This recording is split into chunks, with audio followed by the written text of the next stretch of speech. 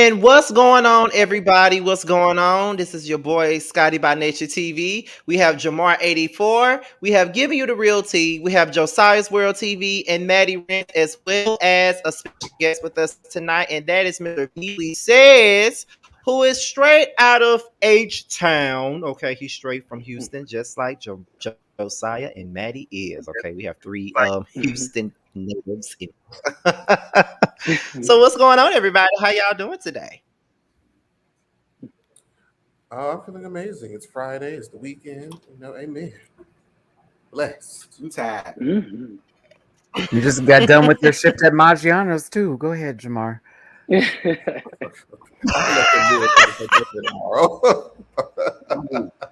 breadsticks are late. Somebody in the chat said Jamar looking sharp like a butler.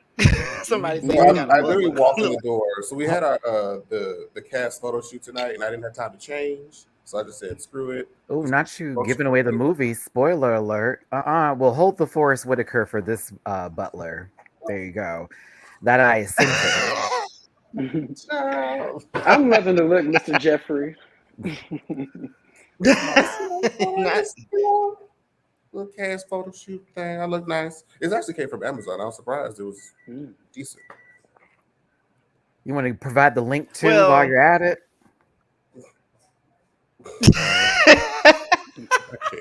The girl said Amazon. We don't know where you want to get that. No, Scotty, what's going on? Keep it pushing. What's happening?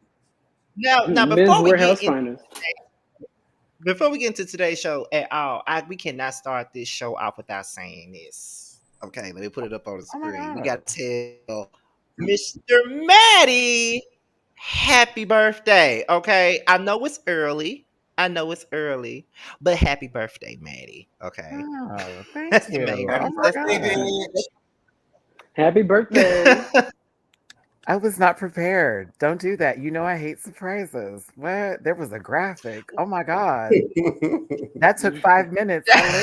I'm here for it. No, for real. All jokes aside. Thank you. Yeah, tomorrow's my birthday, September 24th. Yeah, I'm turning 11 years old. So there you go. What are the But first of all, that's what I was going to ask. What was the question? He said, "What's the birthday plans?"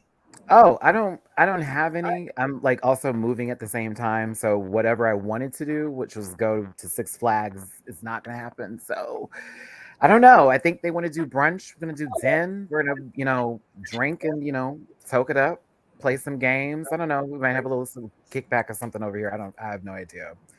I'm just gonna wake up and know I exist. At this point in time, I'm getting to that age. Like, oh, the sun has passed again. All right, next time. I'll see you next time, hopefully. But yes, so far I'll be inebriated. That is all you'll need to know. Okay, that's all that needs to happen. That's all that needs to happen. Is you're being inebriated. And I'll be going live around 2 p.m. Central on my channel for the birthday special. We've done this like for the last 4 years now. So yeah, we're gonna go live tomorrow in the afternoon and celebrate together with the Rant Pack. But yeah, old. Well, first off, I just want to start off by saying that, and I think I can speak. I know Beasley doesn't know you like that right now, but I think I can speak for everybody else. I say that you're very appreciated. We love you to death. You're like you're like the big brother to all of us, and we really hope that you have a snazzy birthday. I hope you even get some peen for your birthday. I mean, that's all I be wanting for my birthday, but that's another story. But however, that's all I want for my birthday. Get fucked, okay? Oh my God. I pray you find a nigga that'll tie you up like a Thanksgiving Day turkey and just smash you to smithereens. That's my birthday wish for you because that's what you go want for me. Oh my God. T, you so funny. I hate you. I love you. Thank you, bitch. No. Listen. I'm trying to find husband material. I'm too old for that like wham and bam shit. So whatever. If there's a thief in the night, I hope he stays for the. I don't know. I'm tired. Scotty. Like, I'm sorry. Did he just throw this purple shit at me? I'm not prepared. I normally come with the script. But anyways, as a matter of fact, before we get into the segments of the day, Jamar has a new game that he wants to play with us. What's that? So if you can, Jamar, go ahead and take it away. So essentially, this is a game I first found out about through my cousin. It's called Lyrically Correct, and it kind of gives like answer different kind of questions about a different genre, whether it be like 90s R&B, hip hop, etc. So for an example, one of the questions is, how long did Tevin Campbell want to talk? And the answer would be a minute. Is that before or after he came out? Right. Now, Maddie. We weren't even gonna go there. We weren't even gonna go. But that's the questions I'm asking, because I'm like, I mean, this before he, was DL trade or when he was feminine bottom. Like, what are we doing here? Was he DL? I say was. I mean, because I always. Right. I mean, apparently enough to where he had to make an announcement about his sexuality, so he had to be something. He was down under somebody. That's Tyler Perry. I remember when the Brett did that. I said, girl, sit down. No, like we didn't know she was gay, girl. She was a soft stud, though. But still, it was just kind of like it's not a surprise. Nobody is really surprised. Thank y'all for the birthday. Come on, Queen Latifah. Yes, come on, Dana. Not Please, Dana. I live for her. Cleo, come through. Mm-hmm. She teetered out just a little bit, but she crept back in. Oh. I mean, she sat there But I butt thought it naked was sweating. going to add some of these in there just because it's, it gives us time to talk about music and the different songs or whatever. So another question would be, Coco from SWV said this happens when their thoughts of loving you are on their mind.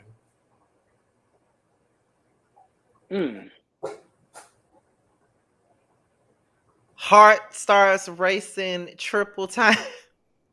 That's actually correct. Her heart starts beating triple time. I'm dead. Oh, okay. You get it. You got to get to it just came back to me. How many sleepless nights have been since Monifa last saw him? I don't listen to her. I wasn't familiar with it. I was wondering if y'all knew who that was. I know that song. I'm trying to think. I do too. I can't think of the name. No, the song is "I Miss You." I can't think. But it says, how many sleepless nights has it been since Monifa last saw him?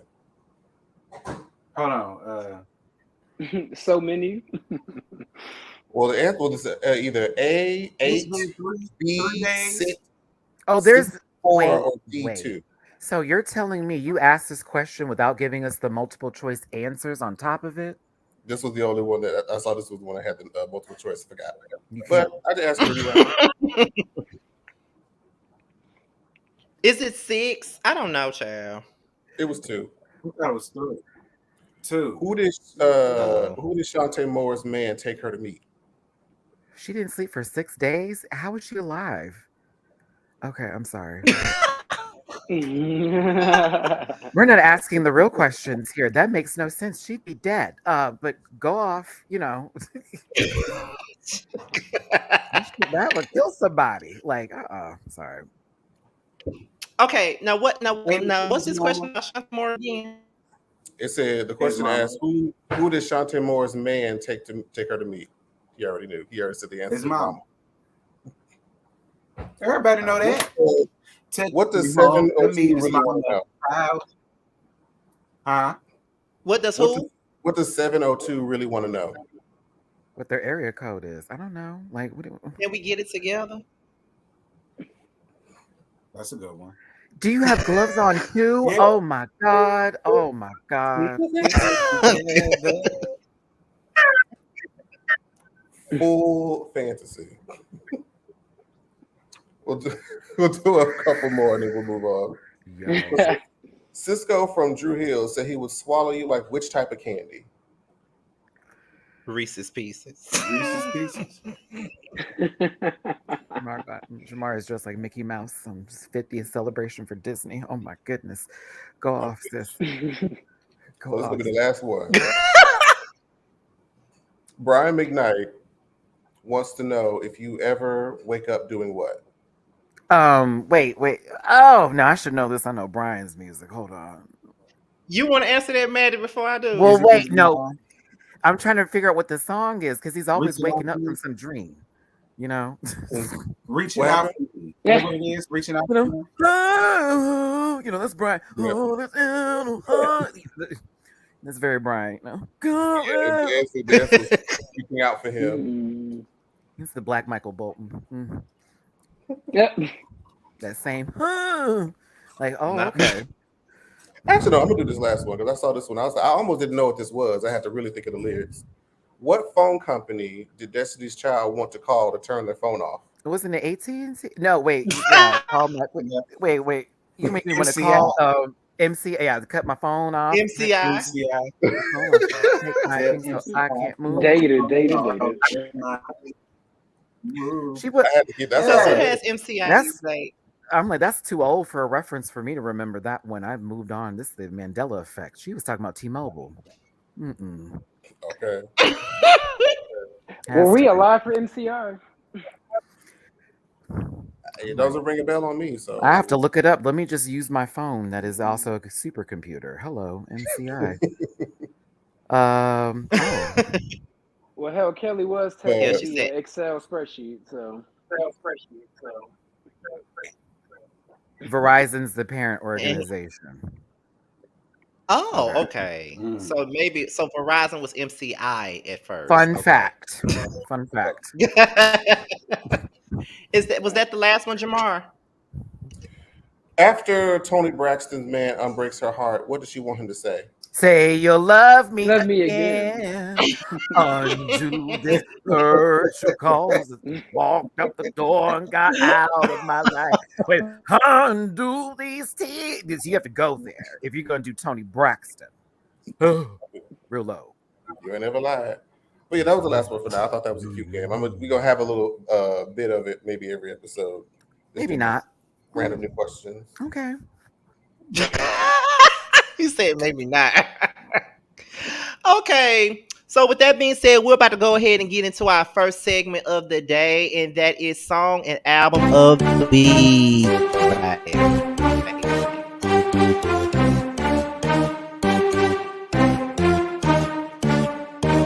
I did forget them. This one ain't got no music on.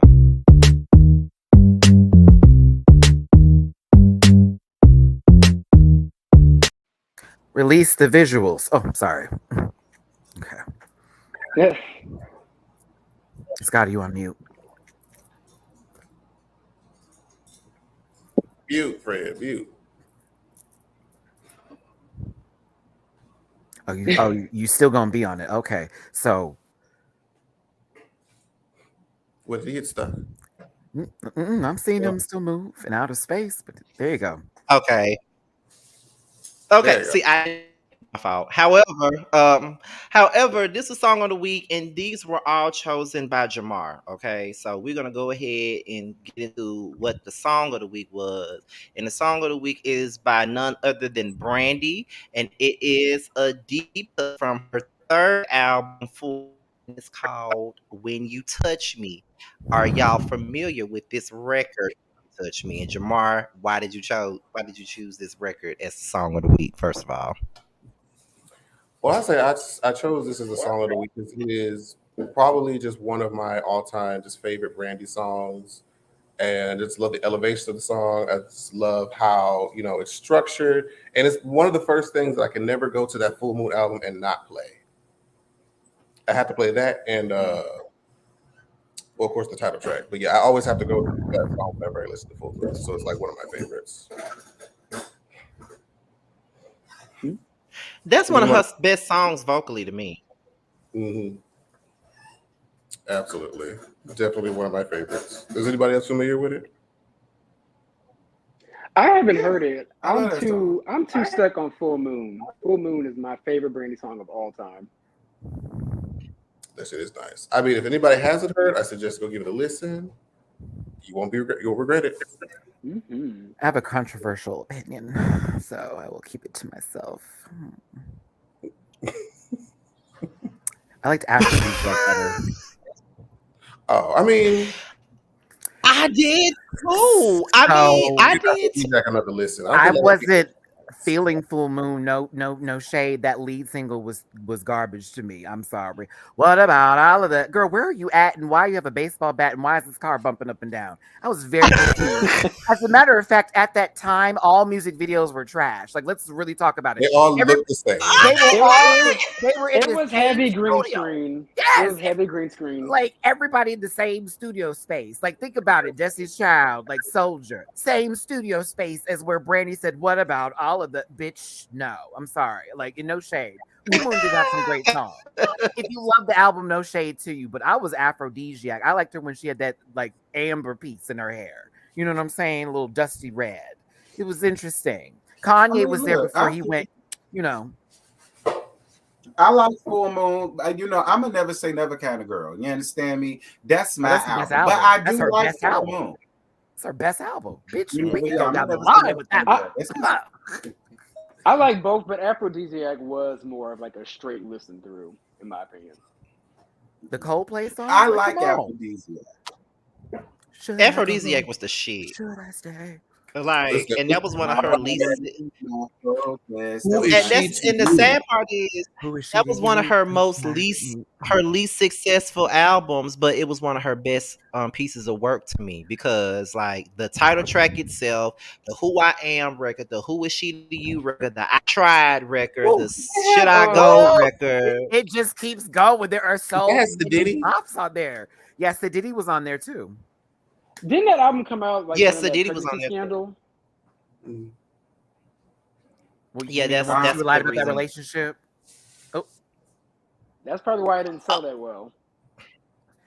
I mean, not before she killed. I mean, ran into them people, but you know, there is the time when she lied about a whole man that she had on a relationship on VH1 for that one show that she had for just that 1 second, and then we ended up getting her brother. You know what I'm saying? A little snuffleupagus. Yeah, wasn't that during the Full Moon time when that was coming out? She was pregnant. You see, that was I remember that show. Hey, baby, that's what the aphrodisiac really was about, honey. It was the aphrodisiac from the burn she felt after that tire rubbed. Oh, excuse me. Listen, I ain't gonna hold y'all. That was my show back in the day when she was pregnant. I watched every episode. I said we did. We all did. One of the first. We all did. And then it was like, oh, she lied. Okay, next, boom. Oh shit. Then like all of a Didn't sudden, nobody care but her and Sonya. Your brother's now singing. Stop! Don't bring him out. I low key say that Ray J has low key lowered her tier level, and I'm not. Oh, excuse me. Sorry. Don't. Oh my God! Are you serious? Solange has changed. Solange has upgraded, so it's all. That's a great connection. Ray J. If I had one sniff, no. Like that man's awful. That man's awful. You heard me rage him. Don't even. I mean, the nail was in the coffin at that verse. That verse is, if he wasn't already gone, he's gone now. Held your baby and blamed him for your vocals. How dare you? How dare you? There's nothing. There's man, you hold bags of coke better than that, and you can sing pretty well. I bet. Excuse me. Period. Cola. I'm talking about soda.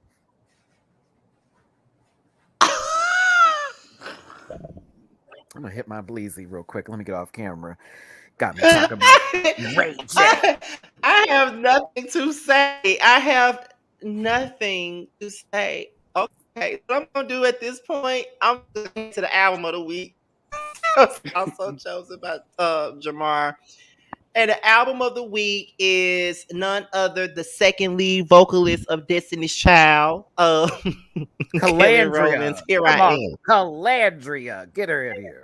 Yes, honey. Okay, and this album, if you don't know, it featured Motivation. It also had Lay It On Me featuring Big Sean, and I think Commander was on here as a bonus track. I think it was. I'm not sure, but Jamar, why did you choose Here I Am? Because I thought that Talk a Good Game was a better album, but Why did you choose Here I Am, I child? said Talk of a Game was definitely a better cohesive album, but I chose this one mainly to ask the question of like, I, it was this been a good direction for Kelly to take, like that whole mix of R&B dance? Because I feel like around this time this album came out was when I started finding out about other artists like Azealia Banks, who was Mm-hmm. into the house dance music, and I was like, it is so dope to see those of us that are of color kind of tap into that genre. So I was like, when she came out with Commander, which was on this album, do y'all feel like this was a time in her era when she had Motivation be such a big single for her? Do you feel like she should have went in that dance direction, or sort of kept going into R&B like she ended up doing with her follow-up album? Like, what were y'all thinking about Kelly in this era of her career? I feel like she should have went in a direction. What's Period. up, you guys? In my little Lynn voice. How are y'all? What's going on? Hey, how you doing? Hey. Good. I'm so sorry. I'm late, child. HEB took forever, and then I got stopped out by a train. So it would be very rude for me to be on here with the train in the background. Well, I hope they're holes. I didn't know what I'm talking about. Okay. Well, listen, I'm going to stay out of this because I never listened to that album. No shade to Kelly, but I ain't listened to the album. I like Motivation, but I didn't listen to the album. No shade, Kel. You wasn't I missing fooled nothing. Girl, I might have to revoke your Black Mama card, T. I mean, I'm sorry. After her first album, you know what I'm saying? But I did like the song. I love Kelly Rowland. It's no shade, but I ain't. That red wig tossed you, didn't Okay, it? so Yeah. She was working with a new I'm lace. gonna go and back didn't to know how what to act. Beasley said. Mm. I'm gonna go back to what Beasley said because Yeah. Yeah, go ahead. Because I was just about to say, did you say that you feel like she should have went full force with like the dance thing? I feel like she should have went full force. Period. She's the one that stopped her own career. It's like she would always have something that pops, and then she would just give up. She's completely given up on her career. Period. Like all of her songs, for the most part, in my opinion, hit, whether it was dance or R&B, but she just gave up. She's not even making music anymore. But why do you think that is? Why do you She's think actually that is? recording something now. But she's recording something now. Oh, I have a friend that if he saw me on this panel talking about her, he would cuss me out. No, she's making some new music. She's coming out with something new. Let me be quiet. Oh, I hope so. it's something. It's something. I don't know what it is. It's So you want her to be more consistent with her releases.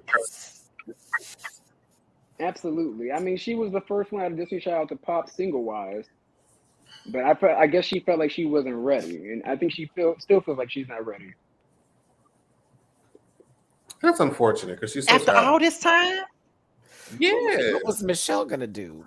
Didn't she Girl, get dropped recently? Beyonce. Don't you dim your life for Beyonce, Kelly? That's Dim not your what's life for happening. Beyonce, girl. I feel like she always No, has. damn well, Okay, Kelly because is you not dimming hate her life for Beyonce. Beyonce. You can't But beat you the can. sun, bitch. You You can't beat understand the me? You sun, ain't- sis. I'm sorry. What are You can't hate beat the Beyonce, sun. but you She can be the moon though. As you haven't You even know what listened I'm to that saying? album talking about the let Beyonce album. What the hell? Like, you guys all you brought in Giselle in this conversation for what, T? For what, T? After you don't even listen to this album, you bring Giselle. No, I into mean, I'm this just saying. conversation. I'm just saying. Kelly, don't try to be Beyonce because you ain't Beyonce. You understand me? Go know, out this there and bald-headed be heifer. you, and you gonna be fine, Kelly. Because I bought your first album. I liked you. Don't be dimming your life for nobody, girl. Hell, do what you gotta do because you can sing. what are we talking about? A brick is what we're Okay, talking so let me about ask over y'all here. this.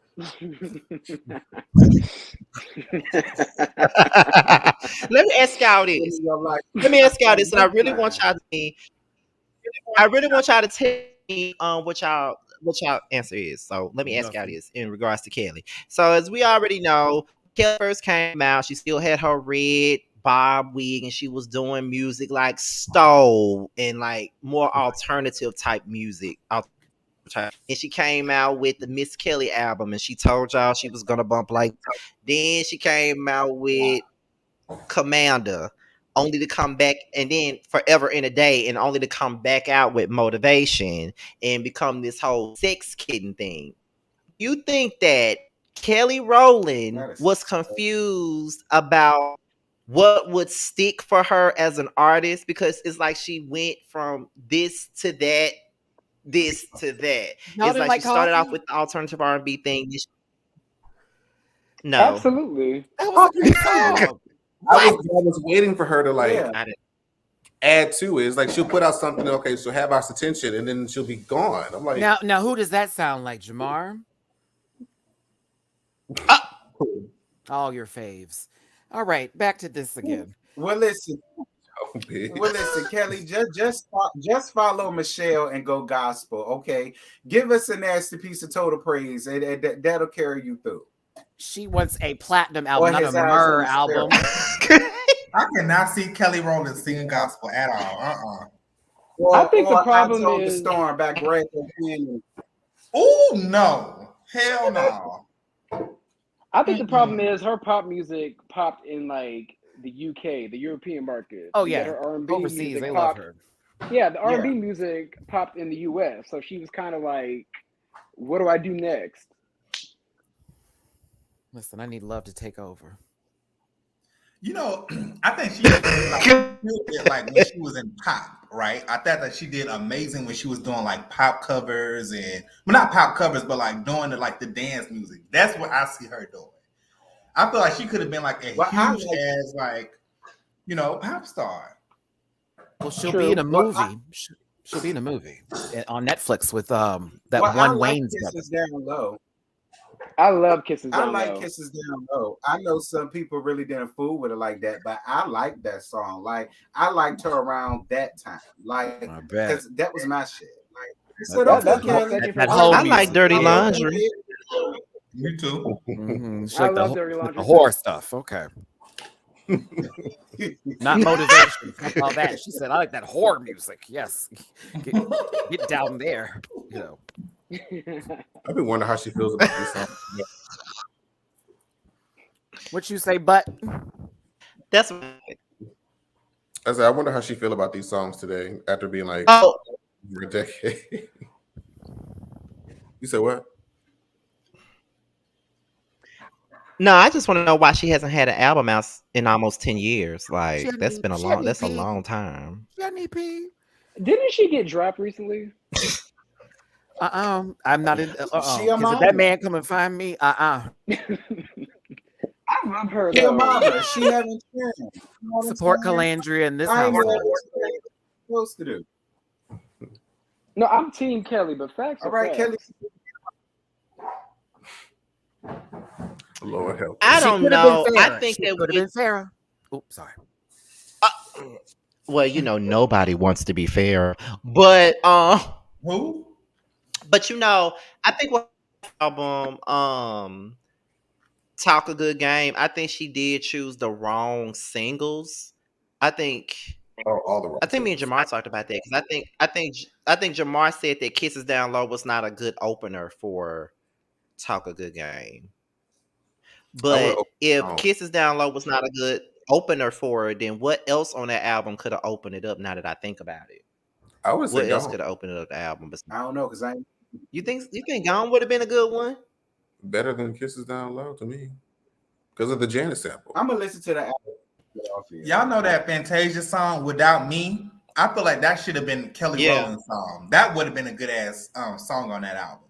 I could see that. Where would you be? I can see that. Yes, because she killed that. I just hope she has her breath control together for these live shows because y'all remember BET words, ladies. All right, catch your breath. I could not. That girl was. T, you have got to stop lying because I will drag you through this motherfucker through and through without the green screen that you have. You need to stop. You need to stop. You need to let Miss Dudhead of yours and stop, sister. Beyonce will wear out that girl and any girl that you like with your. You know what, T? I'll let you lie. It's a beautiful thing when my sister's winning and none of yours are living. But go off, sister. Go off. since you trying to read somebody over there that don't worry about you in don't we Croatian, hate Miss those type of Mama. Beyonce? Bitch, in your house coat? No, you ain't giving her nothing but all the things the girls say about you with the misogynistic keys. So keep on, sister, keep on. But you ain't gonna do my bitch up in here with me, baby. That I can promise you. Now bring up any of them other heifers. Try me again. We can bring out Rihanna. Beyonce, y'all know. Girl, over there in the house, I'm trying to read somebody. Latoya should be added to the conversation as Let well. me stop being. And why, Josiah? Because she stays with a job. I'm just trolling. Don't mind. Why don't you just say Matthew Knowles at it, since he's posting pictures of himself with inspirational speeches on Twitter lately? Bring him in. Get Beyonce on He board. is. Go be a daddy again. You know what I'm saying? To those 3 other kids. We can talk about anybody else, T. What but you happened will to never bring her Solange? up in the Not 3 other kids. I cannot. Not 3 other kids. Well, what happened to Solange? Why Solange ain't come back out? I like sperm Cranes in the twins. past. Well, I did. I like Cranes Yes, in the Solange. sky. I said, all right, Solange, I'm here for it a little bit. You know what? Next time Oh, I I see love you, her T, last 2. I'm gonna do like Carrie Hilson. I'm gonna throw a CD at you, bitch. I got you, hope. One of these boxes. Why you didn't live for last album? I like Cranes in the sky. Whose last I mean, it album? won't no beat, but you know. Whose last album? Solange. Oh, I bought all of them. Solange. Well, yeah, yes, I did. Even the EPs when the girls weren't checking for losing you, which was everything. Like, True was that girl. Yeah, Solange is that girl. That was my song. That was True my is that song. girl. I love Losing You. Oh my God. I remember making a CD for someone and I just snuck that song on there just to see if they would like it. And then they came back and they was like, what is that? I don't like that. I said, you need to get your ears in check because that's the shit. I don't know what you're talking about, but I The only love lady I know that That could be was laying on the ground somewhere and the camera is gonna be just perfect. She's just laying in somebody's floor, dirty as hell. I'm like, go on, Solange. I tried to run away. I said, oh, I know you're trying to wash that out your hair too, but yeah, go off. Great. No, love Solange. She's a good sister. She also popped Jay-Z, so you know, not many people can say that. Man, that album changed my life, baby. Right. That And I album won't changed get my it. life. Mm-hmm. You got the right to be Oh yeah, great. she'll always get my respect for popping Jay-Z. She'll always get my respect for that. Love Solange. Like Yes, she hit a drug love dealer in the her. face and is still living and breathing. Y'all don't understand that. Like, And that iconic wig. Yeah, bitch, y'all about to sacrifice Okay. me. I know y'all fucking lying. I said, I know that's right, Solange. You better fight for your right to live. I'm Oops, just did I happy say that Jay-Z isn't like 50 Cent getting in women's business and asking other women to go ahead and get her fans on them to assault somebody else. But you know. Ooh. Well, with that being said, we can move on to the next Swiper, we no can move on to the next swiping. section, which is reality star of the week. But to reality star of the week, child. And oh, did I put that up there? Okay, there you go. We're gonna move on to reality star of the week, and this was chosen by Josiah. Okay, Josiah chose reality star of the week, and this reality star comes from Basketball Wives, of course, and it's none other than Jackie Christie. Oh, I love her. I love her. Reality star of the week. Oh God. Yeah. That's my queen right there. I love Jackie. I love me some Tacky Jackie. G shit Maddie. last season, but I'm here for Jackie. I'm here for JC. Just to stay. Maddie, Crazy ass. what do you have to say about Miss Jackie Christie? Because I think you have something on your mind, and I would love to hear what you have to say. I'm gonna use my pass. Are we gonna talk about the black turtleneck lady for real? Okay. Yes. I mean, don't She, get me you know, wrong. she was very important on her Christie does have franchise. ways. The colorist queen. Jackie Christie does have her ways, but for the most part, I do feel like she carried Basketball Wives LA for a And lot Brooke of carried her seasons. face She too. did. Single-handedly. Brooke wore her ass out too. Carried the fuck out of her ass. Listen, The people say that Jackie What won they that say? not I don't this. know. Did I you heard the other clip? stories where they say Jackie The won. clip No, of Jackie looking like, I whoa, don't know. Look, shit, you don't scared her. whoa, whoa. Listen, I know y'all love that old lady. It's You don't fine. Go scared her. off. Like you could have her. Listen, Jackie Christie's necks are honestly perfect for reality TV. Her and this Doug relationship that she has, where they get married every season, that y'all are living for. The open Cute, one. cute. No, That no, no, no, man's no, no, no, no, no, no, no, no. I have to interject on that part. I am not here for her getting married every goddamn year. I'm not. I was It's never definitely that being serious. sarcastic. Me Definitely being sarcastic. 'Cause, It's a staple. girl, like She really. go up for the LGBT plus community It's- because it's- look at Miss Doug. You It's the understand? cognac for So me. I live for Jack. Like she has leather sofa like drinking taste. Like she cognac. Really? Like bitch. So you're like a nutmeg. Come through this. I would. She's an eggnog kind of gal, and that I don't trust them kind of babies. Dairy and alcohol. Ooh, I don't know. The reason why I picked Miss Jackie Christie is because, like T said, on her franchise, she's like, I feel like she was more the Tammy Roman of her franchise, only because she kept the storylines moving, she kept it going, and in her own little unique way. Maddie, your face, baby. I need you to fix that face. It's not possible. The words that came out of your mouth, like this is all I got. You know, like. No, but I just felt like she really did have her own special sauce when it comes to that show. You know, when I first saw the show, I couldn't stand Jackie, but then as I grew older, I understood how she was an important element on this franchise. We about to get to that franchise soon, aren't we? Because I'm gonna drag it real quick. Because y'all got me. Everybody's single, but Jackie. Yes, really? you are. Yes, we are. Yeah, I guess she's actually married still. Why do you think? Why do you think that is? Why do you think that is? I don't listen. Whatever they got going on, whatever agreement they have signed in the devil's blood by whatever firstborn they gave away, I don't know. But there is no way. I'm gonna say this. I'm gonna be honest.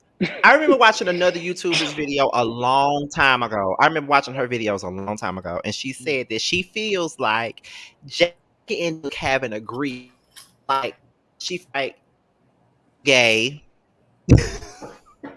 She feel like Doug is gay. She feel like Jackie is bi, and they have agreement that they're gonna be each other's beards. Jackie's That's the exactly dom. what this particular Like, YouTuber said. we know Jackie's the dom in that relationship. That's clear. You know, look at how she carries herself.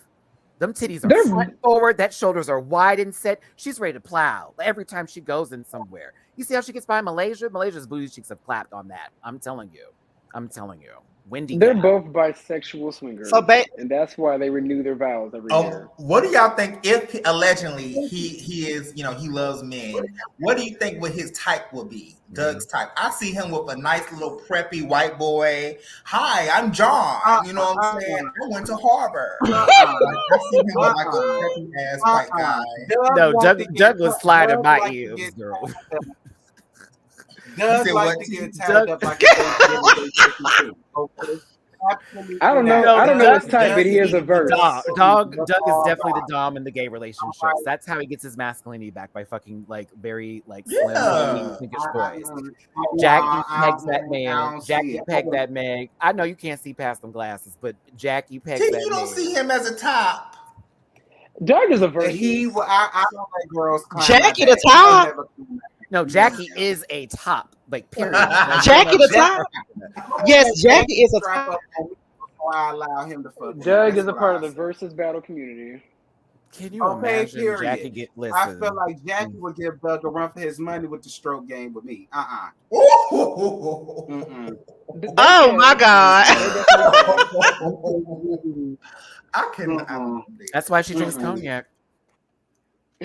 Okay, with them pearls that he always wore. No God. You know, that, look at this comment. Look at this comment. That man plays in Boy Booty and he lets Jackie get in his. He reminds himself of the man he was, and with those gentlemen that he has. He I needs to feel go. the same way about Dwight Howard. The 6'11" bottom. Oh God! Don't even get me started. Oh wow! Not Dwight. God. Jamar, can you tell us the drink specials for tonight, please? Oh my God. Jamar, you look so that cute. Okay, glove so I come up, I'm guess like- this is the. I committed. Okay, so I guess it's a perfect segue. Ooh, that'll be a good. Oh my god! Oh my god! Ooh, Oh my god! Royce. What we do know is this. Before we move on to the next segment, we do know is Jackie is the top of that relationship, and that Jackie is a top. Period. That's what we all know. Okay, that's what we know. That's what we came to the consensus of. Okay, Heinous. so we're gonna go on to the next segment. What went wrong, which was chosen by Maddie. Let's get into what went wrong.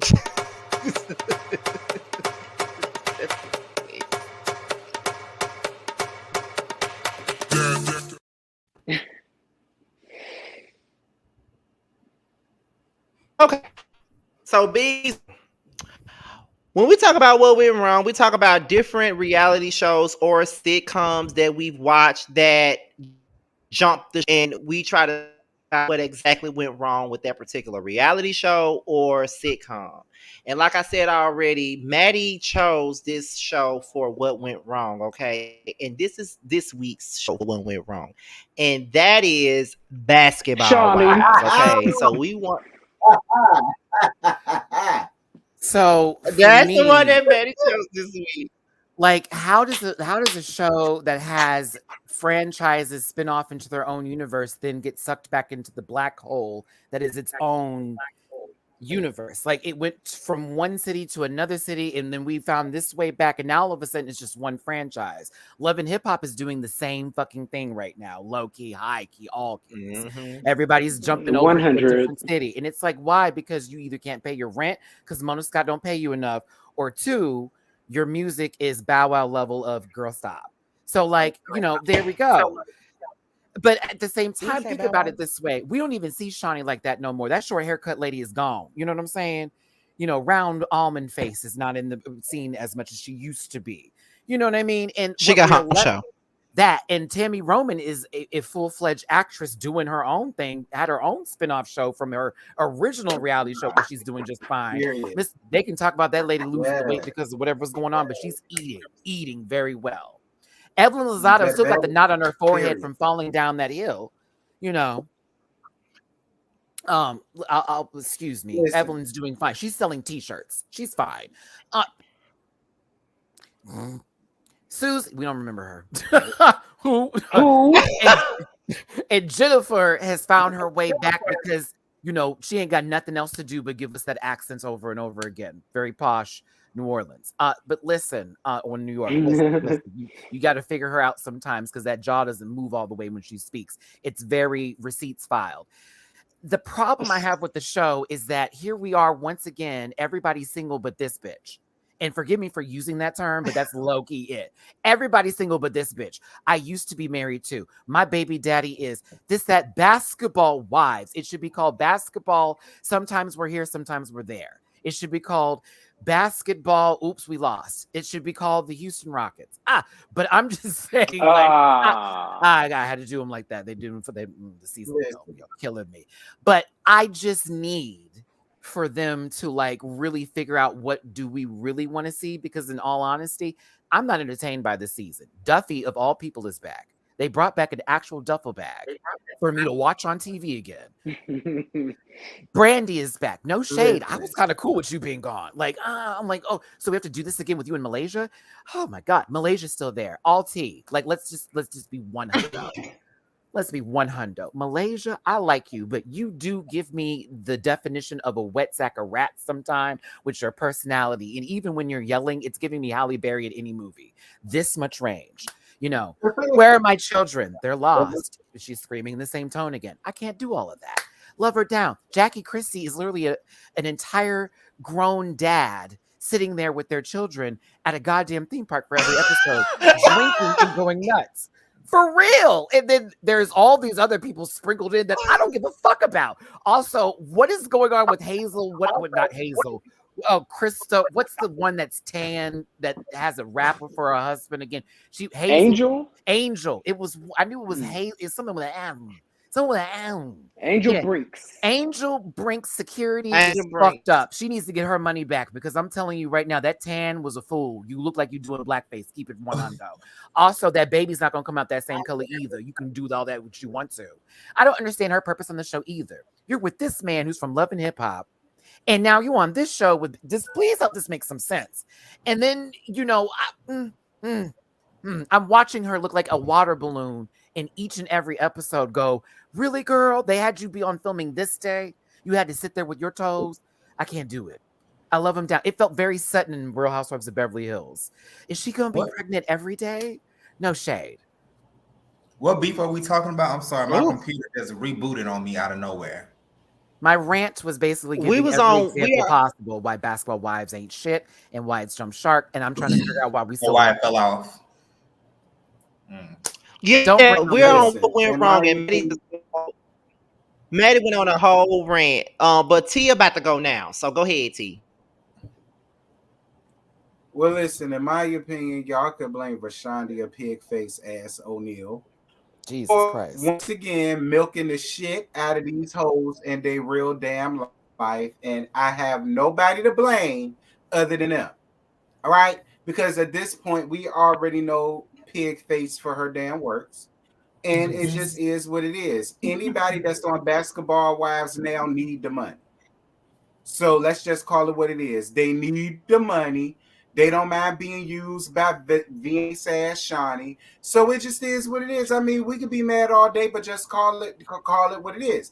They need the money, they need the exposure, and they're to get used. So if they're willing to do it, let them hoes do it. That's how I feel. I mean, ain't nobody else dumb enough to do it. That's why they Duffy Duck. That's why. You don't see nobody else up here doing it. But the same bitches that was doing it years ago. So I just say, let them live and let them get their money, child. I'm a DJ. Okay, because real girl. I'm sorry. Real talk, okay, I know Jamar don't watch Basketball Wives. I know Jamar don't watch Basketball Wives. I know he don't. He's serving drinks. You don't watch Basketball Wives. So I'm gonna let Beasley go ahead and say why he feels like the show, where he feels like the show went, and then we're gonna go to Josiah, and then I'ma go, and then we're gonna move on. Go ahead, Beasley. Real talk. The problem is even with Shawnee. The problem is with VH1 as a whole. If you look at every single show on VH1, every single show has cast members that have completely overstayed their welcome. So they need to either clean house or cancel the show altogether. Because Basketball Wives, real talk, it's entertainment, but it's literally the AARP version of Bad Girls Club at this point. Like it serves no purpose anymore. It serves absolutely no purpose anymore whatsoever. These people have just stayed on, sitting up there collecting a check. But nothing isn't more, Daddy nothing less. South the AARP of Bad Girls Club? Just say no. No, I just want to add to it. I had to add to that. I was like, but that too. But this is a classy-based version. We're going to Cheesecake Factory instead of Olive Garden. Dress up. No. Girl, I got a little extra bonus on my paycheck. Bitch, we can get that cheesecake for the $10 one too. Ooh, like sorry. Y'all, VH1 as a whole is going down into the shitter. We got to keep it real. Everybody has greatly overstayed their welcome, especially the people at Black Ink Crew. So, Basketball Wives, I didn't even watch the last 2 seasons, you guys. Did I even miss anything? Nope. Yeah. I definitely agree with you on that. I think that VH1 as a whole has kind of fell off. Even when you look at Love and Hip Hop, I mean, Mona jumped ship on her own damn show. She said, "Bitch, this shit going downhill. Fuck this. I'm gonna go with Candy and produce her show." But I feel like with basketball wise, Duffy, I don't know why the fuck you're back, okay? Because you got played season 5. Money. Your ass got played so bad. I would have never came back to the show. I got fucking beat up on and played. Well, you did get your little few hits with Tammy. I'm gonna give you that. But still, then even after like all the other ladies, what? What few hits did you see when everyone was holding Tammy back by her hair? She got one little point. She didn't get not one dunk. Let me tell you something. If you ain't got no one holding you back and you dupe on somebody, you didn't do anything. Like that was that. I don't remember any hits connecting on either end. I gotta watch that. I just saw Tammy tear up Shawnee. She turned around and almost forgot who that was. She was like, "Oh my god!" Yeah. But on a real note, you saw when Tammy. Yeah, you saw when Tammy. Tammy had railed back to hit Shawnee when Shawnee grabbed her by her braids, and she turned around like she was gonna whoop her ass or something because she grabbed her by the braid. Anything except for cower in the back and try to talk shit while 7 people held a grown woman back from beating her up on a balcony somewhere where she could easily pushed her over and had been a Duffy on the floor. But listen, it's okay, it's okay. I like that was an underrated season though. She smoked that cigarette and hauled it in them sandals. You know you a real bitch if you can have your sandals still cling to your feet in full sprint. Boom, boom, boom, boom. I said, oh my god. Get her an Oscar. Yeah. Well, I'm gonna tell you where it went wrong for me. I think that basketball wise went wrong when they decided to take LA, Miami, and put it into one show. I think that they should have left it the way that it was. You should have let Tammy, Evelyn, and Shawnee stay on their side, and let Malaysia and Brandy and Jackie Christie have their own show together. Because when you brought them all together, that's when the show began to kind of deteriorate. Because you remember how Jackie wanted to be Big Mama, and Shawnee was Big Mama, and she was coming into that with Tammy and all of them, and they were already establishing those boundaries, and that was that whole season where it was like Tammy, Evelyn, and Shawnee were a whole clique, and it was Evelyn and Tammy being cool because it's like all these new girls, so we have to show them what was up. And I mean, it was good TV, but then they brought people non-factors. LA was kind of flopping though, right? So I feel like that was kind of necessary them merging it together. Because Miami got canceled and LA was boring, so they kind of had to do something. The Govern sisters were getting on my nerves. And I did like LA. I did like it with just Tammy on there because Shawnee, she just always plays in the background, so who cares if she's there or not, right? But I didn't mind just having only Tammy and Shawnee there because I thought season 5 and season 4 at the end of season 4 was good. It's when trying to bring like you said when they collide, I didn't really care for it like that. Season 6, my least favorite season. I'm realizing that every season that Evelyn's been on, her daughter has been a plot device for her storyline. The build of Isn't that crazy? Let's talk about it, Manny. Let's talk about it. So Evelyn's entire storyline has revolved about a man and someone talking about her daughter. Period. Her daughter. Yep. Period. And a lot of people took up for her, even with the colorist statements that she was making on OG. But we're going to talk about that? No. Okay. All right. The fact that other people were also brought into the mixture too. Somebody, Miss Mama was like, well, I'm just as dark as you. Bitch, you could still be colorist too. Let's not do that. Let's not do all this today. The imitation of life will tell you different. Like, it was just really weird to see the Evelyn come back to a show and present the same storyline problems that she had with Tammy in this group of people. Then Jennifer, how she talks and all that kind of stuff. I say C. Diggy low-key sound like Jennifer a little bit, like the boy version, but more interesting in his tone. He does though. It does. I don't get why Jennifer came back so Evelyn could just be mean to her again. And then Shawnee sat there and watched the fire burn. Meanwhile, Jackie's trying to sell her cognac and remind everybody her titties are D's.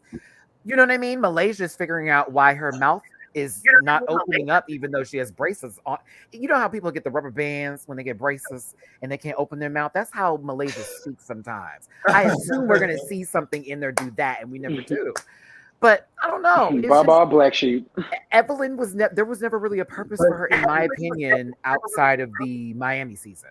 When they brought her in, it was like, oh, this is Yeah, for I Tammy. agree. This is just for Tammy. That's it. I agree. But see, I agree with that's everything why I you're saying. said, even when it come down to Evelyn, like I say the same shit. Like you sitting here acting like Shawnee is down for you like that, but she not. She been exploiting your shit since season 1. That's my point. Shawnee don't speak up for Tammy, just like she didn't speak for Evelyn, just like she really didn't speak for Jennifer. Because at the end of the day, so long as they're giving their real lives, she didn't have to give hers. It only got to be hers when when Tammy pulled out that card back in season 7 about what she heard about Jennifer and Shaq and how her and Evelyn and Shaq supposedly had a threesome and blah blah blah blah blah blah blah blah. So that's my point. Something they probably told her to do so they can have a story going since nobody was going to talk about it. And it's Penifa. We call it Penifa. Like think about that, T. You think she really just brought that up for shits and giggles? That was definitely like, well, we need to talk Tammy about had it. a motive for bringing it up. Tammy had a motive for bringing it up. Again, I don't think Tammy is the person I'm going to put on that. I think that was production bringing that story and going, you should bring this up, because they weren't really doing nothing. There was no conflict. I think it was more on Tammy though, because Jennifer and Evelyn, they weren't fucking with each other, and they all of a sudden kind of clicked back up again. And Tammy wanted to break that shit up because she felt like the outcast once again, because they don't really fuck with her like that. I'm gonna say production. And that's why I wasn't mad at Tammy for doing it, even though it was messy. But I do get it. At the end of the day, much like she said, she tried to be cool with them. She tried to be down with them. She tried to rap for them and be their friends and have they back. But all they ever did was talk about it. And they did. So yeah, Tammy was messy as fuck. She was messy as shit. But am I mad at her for being messy? Hell no. She just heard them all at once. Fuck them and their damn feelings. Who give a shit? I'm really mad at Tammy for being messy. I'm not really mad at her for being messy. I'm mad with Tammy for ever believing that they was ever her friends. Because they showed her from day one that they was never her friends. You know what I'm saying? They showed her from day one. Yeah, like they was never her friends. Go ahead, Josiah. Oh no, I'm gonna say sometimes as the Aries, fellow Aries, we can be very forgiving sometimes, and we sometimes give people chances even though they don't deserve it. So sometimes, it takes a while for people to realize, for Aries to realize, like, oh, you know what, we are not friends. Like how, it just takes a while. That's it. I think it's just high school antics all over again. Because Tammy was a part of she was a part of the popular clique, and then Jennifer came back and she wasn't needed anymore. I think they used Tammy as their muscle. You know what I'm saying? Because Tammy would say the things that they wouldn't even say, especially when Shawnee first came back to the show. I felt like Shawnee used Tammy as her muscle, as her voice. Because Shawnee don't say too much. Whatever she thinking, she'll push Tammy up to do it because no it. And that's why I'm so mad at Tammy, because use you. See that they using you? Like once they done with you, they're gonna throw you out to the wolves. But but it just goes back to, that's why Basketball Wives jumped the shark, and it's steady jumping the shark because it's horrible at this point, and they hyped this season up like it was gonna be so motherfucking good. I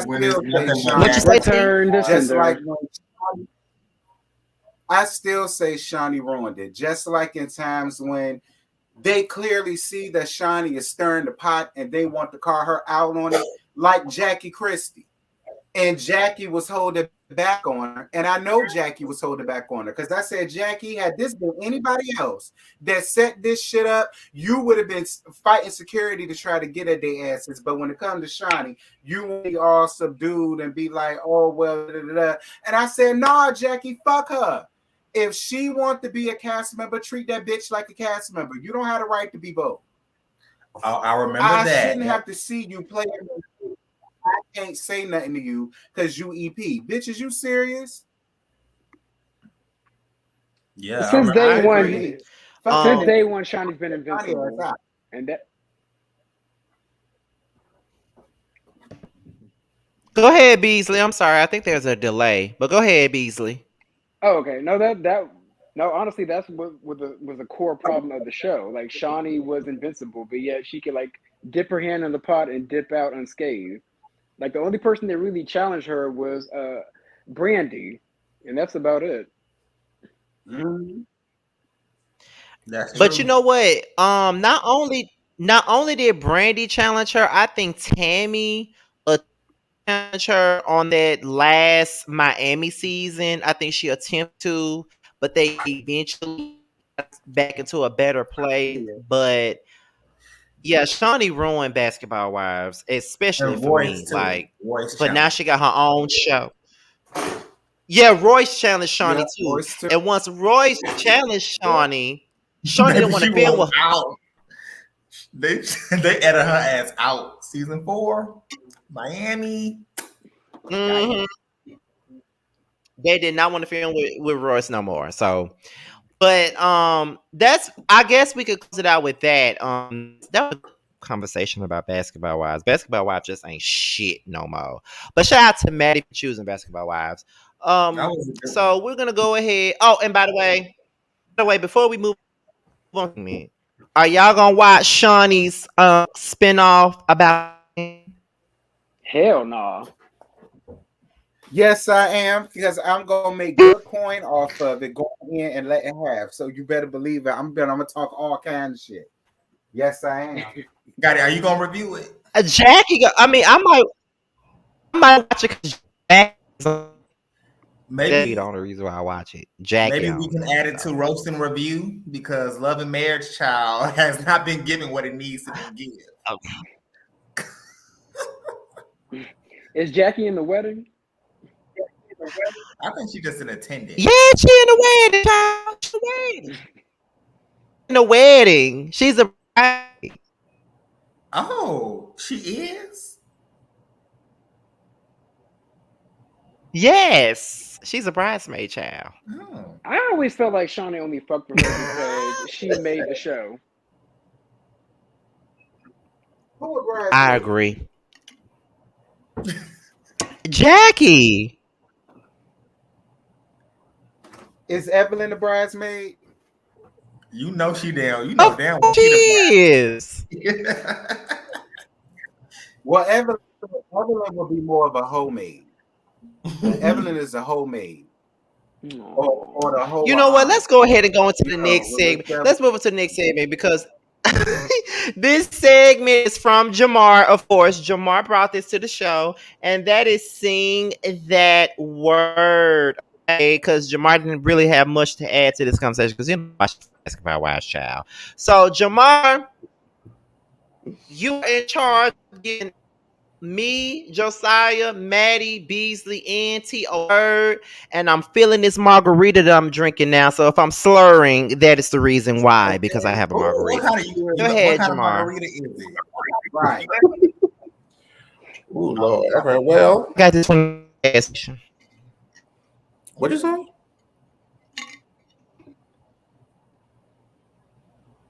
I said I got this from the gas station. Oh. Child.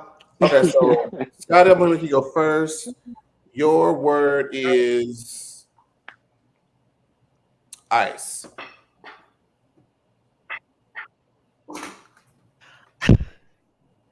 Ice, icy, feels so nice,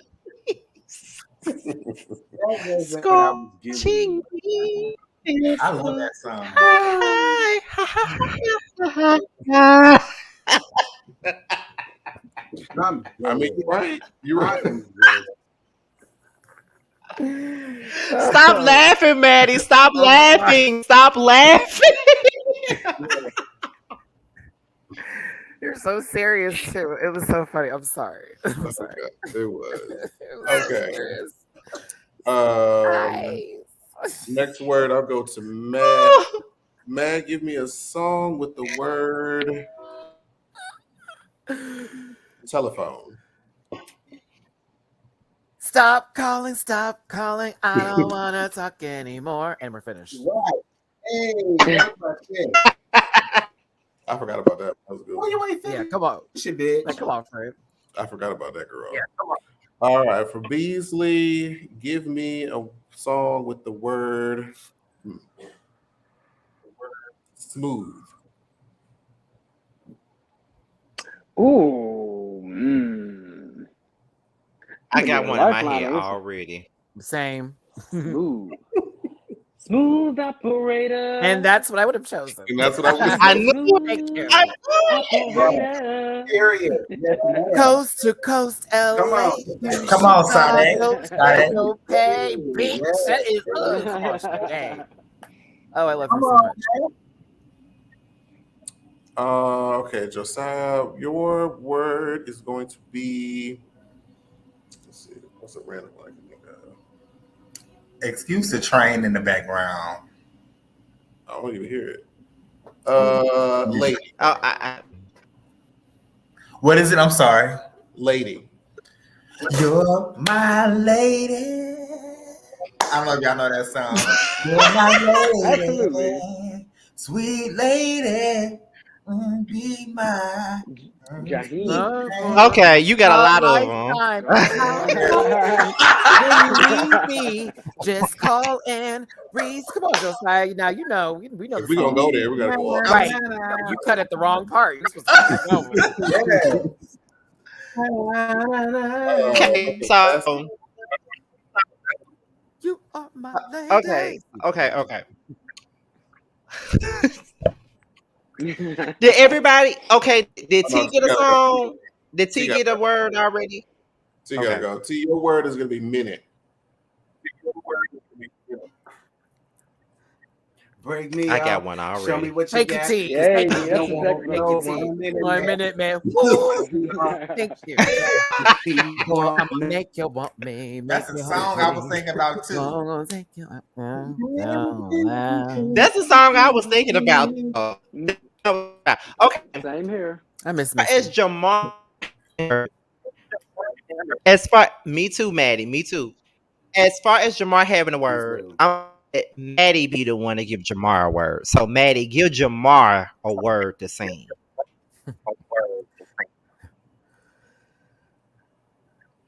Disembowel. It has to be by Mariah Carey. You might have to go into your rock library. Don't just play. I'm just playing. Like what? You know it, the song. You know, I'm a Kalamon. I'm just playing. Let's give you. Oh, lashes. Ooh, A hard one.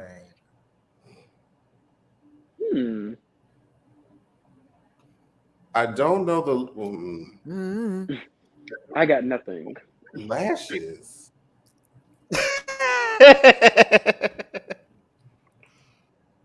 I feel like Jasmine Sullivan says it in mascara, but I don't know the. I can't wait. Come on, you're. It's percolating. Go. I don't know the words. She's not a musician. With no makeup on. Damn, I can't. It's not gonna come to me in time. We'll be here all day. I can't think of no word. I can't think of no. Me neither. I just named a word. Gaslit you into that. But I do think that song has something with laughs. That's the closest I could get. I think I think you were right, but I won't look up on Genius. I won't. Okay, well, since he could not give you, a song, man, I'm a pass the torch over to Josiah. So Josiah, you give Jamar a word to say. I couldn't leave it on the joke. No, bitch. My word for you, Jamar, is tie. No songs. Look at that. I guess we gonna pass it again. TIE. What was that? Is one song I got in my head right now. Now that I've got my suit and tie, Mine too. There you go. Okay. Yeah. There you go. Yeah, just As soon as I saw that And- soup, I was gonna say soup. I was like, I'm gonna make it a little bit harder. that would have been harder almost. Man, suit and tie, Justin Timberlake. Okay.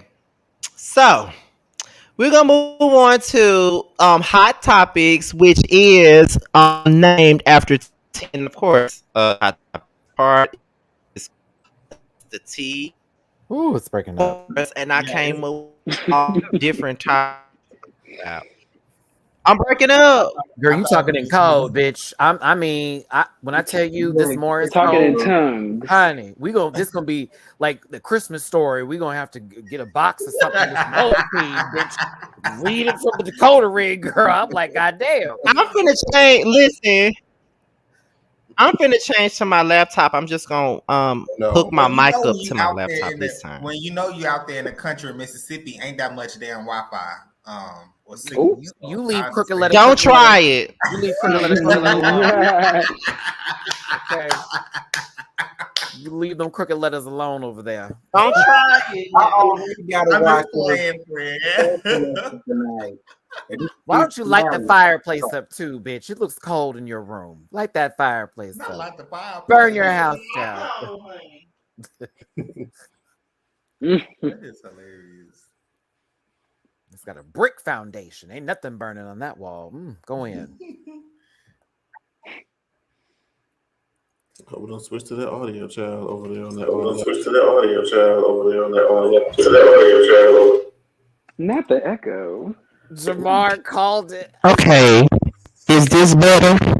Ooh, that mic. Is this better? You're a little overmodulated. No, it's not. Listen, take your mouth off the dick, please. Take your mouth off right now. You put that microphone up like you about to pay your rent with that motherfucker. Calm down. Is this better? No, you need Okay, to, yeah, no, bag you It's need just- to sit back. Man, just turn the microphone volume down just a little bit. Okay, hold on. Is this better? It is not. You need to continue trying. Okay, let's go. A little bit low. A little bit low. Let me turn my earphones. You How about that? stop moving your mouth to the microphone, Scotty. How are we supposed to tell? You're not gonna do that every time. Hello? How you doing, bro? Wait a minute. Give me a second.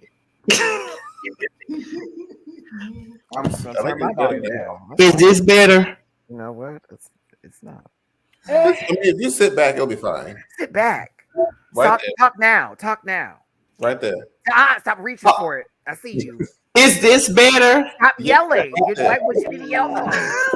Just talk low. Talk like you're in the house. Is that microphone speaker plugged in? Unplug it and just talk from the laptop itself. Oh, That part, because is it a MacBook? Baby? Okay, what about now? Oh, that's better. Thank you, Jesus. And I'm gonna turn my volume down still, but that's better. I have my earphones in now on my laptop, so Okay. there you go, right there. Perfect. That's perfect. Come on, Apple. listen. Like I restarted my computer my desktop before I came on. It seems like every time I restart it, it starts acting a fool. But anyway, we're on What's the Tea, of course. And the first thing that we're going to talk about tonight for What's the Tea is Miss Erica Banks, who is best known for her song Bussy. Now she got on Instagram. Does that fit? Can we have that discussion real quick? Does that actually fit on her? You know she from Houston too. She an H-Town girl. Girl, and it's giving Gulf Bank teas all day. But like, hold on. I'm just asking because it's a triangle with no square. I know you did not say Gulf Bank. Girl, Bissonette teas. But why, No so shade. why is she giving a Megan 2.0? I don't know why when I look at her, she just It's the giving baby me- hairs. It's the baby hairs and that good old. Come on, titty. That's how every Houston girl, correct me if I'm wrong, Maddie, that's how the Houston girls be looking down there with them baby hairs and them lace fronts like that. I mean, there's a certain part of town, Southwest side, that be giving that tease, but you know. Don't forget the lashes. Yeah, the lashes. Yeah. Them bat wings. Right. Listen, she ain't never gonna be hot. Ain't never gonna be hot. I'm still stuck on this sanitary napkin on her titty. I'm just still trying to figure that out. Not the Right, sanitary right. napkin on her titty. Oh my God. Let's see, white first and put it on. My goodness. Oh, what were we talking about with this baby and her Wonder Bra? Because I don't know what this is. The BBL beauty. I saw this. Okay. Right. So T, you saw it, right? So you know what she did? Yes, I saw it too. Okay, so T or Josiah, tell Beasley, Maddie, and Jamar what she said on Instagram that made the blogs. You go ahead, T. You got it. Instagram. Ooh. So she went on the blogs and basically said that she has a certain type of chick that she would go out to the clubs with. They have to have a certain body type. They have to look a certain way, talk a certain way, walk a certain way, dress a certain way. That like if anybody is mediocre, she's not gonna take them to the club and be all exposed with them. Now she could come to the kickbacks, the cookouts, the listening parties, whatever the case may be. But as far as when she step out, that bitch ain't invited because she doesn't meet her criteria. And then everybody just went in and let have on her. And I get what she was trying to say, but it's like, girl, you're not no bathing beauty either. Be clear. You very regular compared to all of the other Megan lookalikes that I done seen.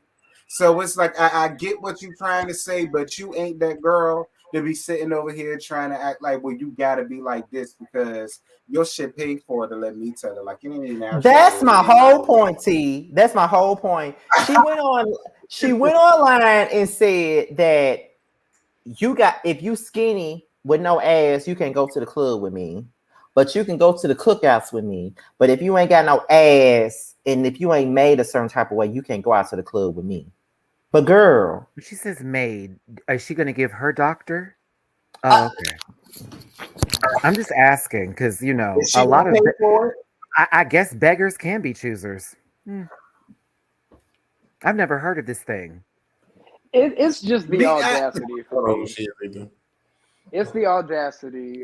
Just like her and a lot of girls, the BBL has warped her mentality. I mean, homegirl, I like Erica Banks. Her music is dope. But she forgets that she looked just like Dejanay.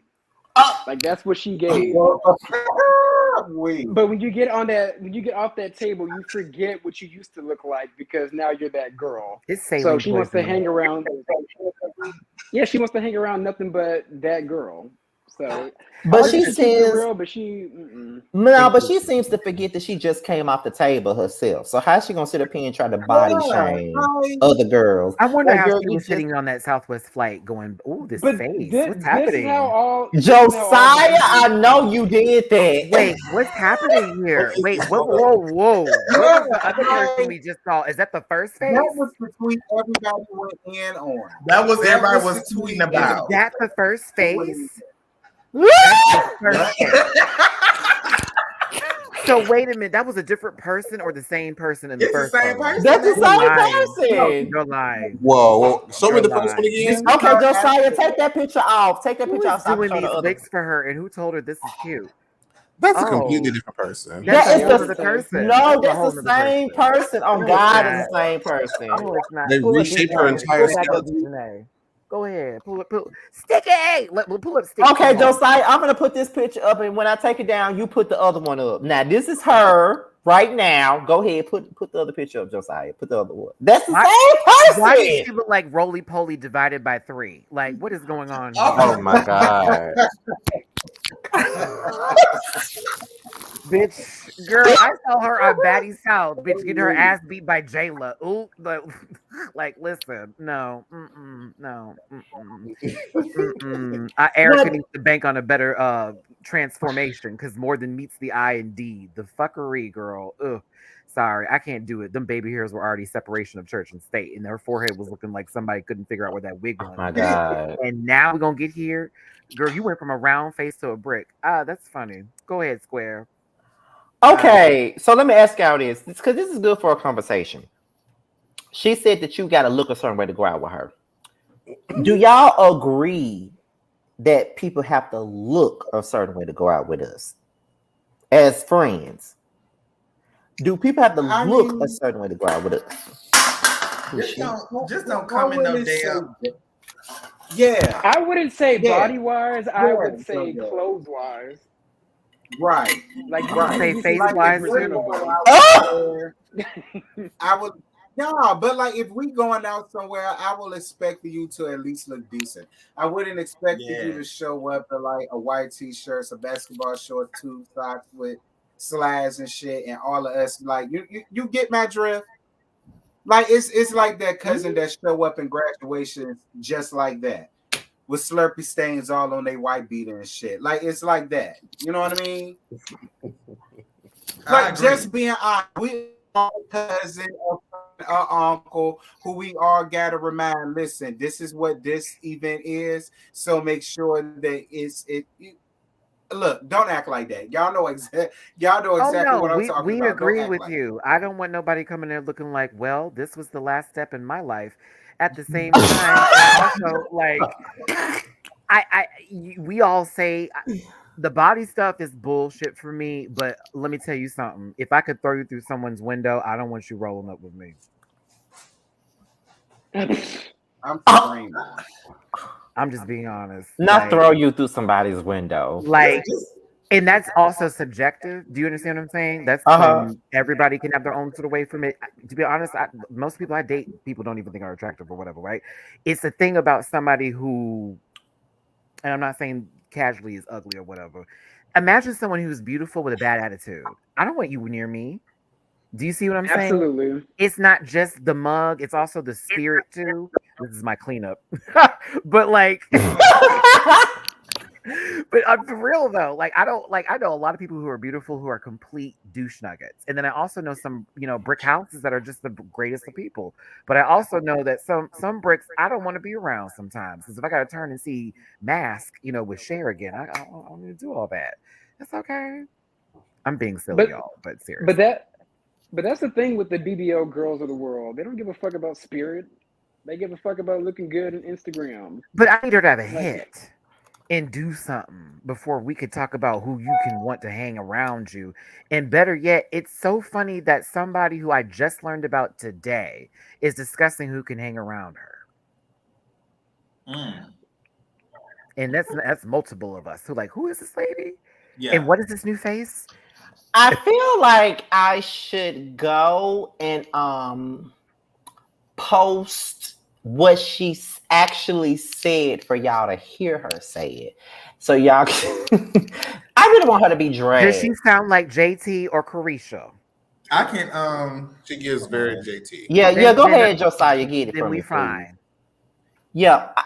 let me go on, Twitter is my go-to. Let me go on Black Twitter. Yeah, Josiah can get it real quick. Okay. Carisha be talking to English and Spanish. And I'm like, okay. Have you right. ever listened? Okay, so have you ever listened to her podcast? Yeah. I honestly had to take it out because my brain was hurting. That lady's tongue is doing war. Do you understand me? Like it's fighting its way out of the cave. Okay. Sorry. Oh, there you go. There you go. Play Okay. it, Josiah. Play it. Okay. Ain't a certain type of look. If she don't look how I want her to look physically, I don't want her to come because the look of everything is so important to me. Like if she ain't thick enough, no. Her not did good enough, no. Can't dress, no. Skinny, no. And it's like I don't feel like I'm discriminating. I just want a certain type of look. She could be the sweetest girl I ever met in my life, but if she don't look the part, God, she's dumb. I don't want her to come. Like that's just not the vibe I'm on. Now she can come to the cookout, she can come to the listening party, but the club, I feel like bitches gotta look a certain way to come. God, like think of the mentality of the person who thought this was hype. Think about that. Like, girl, you sound corny as fuck right now. Like for real, for real. Why do you value the club so highly? Like, They can't even smell the shit on the end of their finger fucking nails, girl. While you talking about all the digging that you've been doing, I'm listening to her talk about ain't gonna be like that. I ain't got no problem with people. You're sitting in this bed face up to a goddamn ceiling, telling me about who you want to be around. Looking like Thomas the Choo Choo Train. And you want to be right, but you want to be a celebrity, and you want to be in. I'm saying it just like that. You want to be a celebrity, and not just the girls that girls know who you are, but like you're up there in the echelon of folks, right? Your music is renowned and world known, like all of that. And you want to give this statement? It's a rap. Hate to tell you, it's gonna be. Do I have to say it the Chitlin Circuit for a little while? Because like, bitch, what's happening here? What's going on? It's not gonna work. It's not absolutely. I just think that she's that type of girl. You know what I'm saying? First of all, sis, you are most compared to Megan Thee Stallion, and everybody's saying that you are Megan Thee Stallion's knockoff, number one, because of your rap style and flow. And is also, she a short version? That ain't the only thing. That ain't the only reason why they saying it, because she's also signed to Carl Crawford's record label, the same record label that Megan Thee Stallion is trying to. Yes, the same label that Megan trying to leave. Carl Crawford is trying to market her as the next big thing, and he thinks that she'll beat out Megan Thee Stallion. Megan's been in a Marvel series. It's a little late, honey. She went into Disney It's a rap, bitch. I hate to be that girl to tell them, but ooh, yeah. Even with her same cadence with the rap style, everything sounds like this. Everything goes just like that. That's how I be rapping Megan. That's how Megan raps. It'd be very clap, clap, clap. But other than that, good luck to Eric or whatever her name is. You got the Beyonce feature. So it's kind of like. Not only does she have a Beyonce feature that went number one, and got an Grammy, excuse me, a Grammy. And got more than one Grammy. Don't she got like 2 Grammys or something like that? Like, I think she won Best New Artist and she won for Savage. I think she got 2 or 3 Grammys. Not only that, she got WAP with Cardi B that went number 1. Okay. Erica Banks got a song that went viral called Bussy. Is you fucking Bussy? I gotta be real though. Can you believe we made WAP a thing? Like, let's talk about that real quick, because that's not a good song. Oh my god, man! Like, it's just now hitting me. Like, there's some holes in this house. I'm talking wet ass, but like, really? Like, the description to your like Tinder profile is amazing. But like, honestly, that wasn't a great song. But I think we just like the fact that Cardi and Megan were working together, and that was cool. I have to be honest. I'm not gonna lie to you. That song grew on me. I hated it at first, but it was a grower. It did. I just never thought that it would be performed on the Grammy stage. That was surprising. I just can't be in the club, holes in this household. Bitch, I'm trying to be married in a home of my own. That was a hit song from back in the day, though. Like, that's where they got it from. What kills me is Cardi B's part. Macaroni in the pot, like this wet ass pussy. It's like, I'm sorry, that song goes hard in the gym. I'm not gonna lie to you. Oh my god. Oh god. That does kill me every time. It's just like, why does it sound like that? Now I can't get that image out of my head. I mean, there's some other songs I want to say are trash, but I ain't trying to have nobody in my inbox telling me what to do with my life. So, well, since you said it, what other songs are trash? You're not good at this thing of gaslighting me into these answers. So you must be talking to the other ones, because I just gave you my answer. And that was that. I won't. I'll tease, but I won't. Oh yeah. Because you know who they are.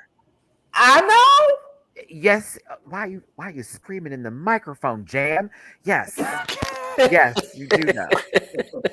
What songs are trash? Let's discuss. He not gonna say them. He not gonna say them. I think that would be a great segment. He not gonna say them. I'm gonna move on to the next topic because Maddie is not gonna say them. Locked, key swallowed. Because them girls get personal. Like. Okay. But since you said that, we're gonna move on, child. We're gonna move on to the next topic for What's the Tea, and that is this particular situation with Tory Lanez and August Alsina. are sucking each other's butt.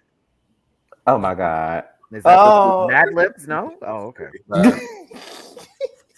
Now apparently These two butch queens. Oh, now apparently they got into a fight backstage because they was performing at at a particular show. It was like a comedy show, and then they had like different performers, and Tory and August were a part of the show. Okay. Now that's August with his wound from being sucker punched by Tory Lanez. By the Keebler elf? Are they all 5'5" underneath? What's happening? I'm very confused. And I'm sorry, the way that he's leaned back in his corner out is so fucking dramatic. Like he lost a fight in Smash Brothers or something. What is happening here? It's giving me like a Halloween post. Like, now, this is what happened. Now, August Alsina made a post.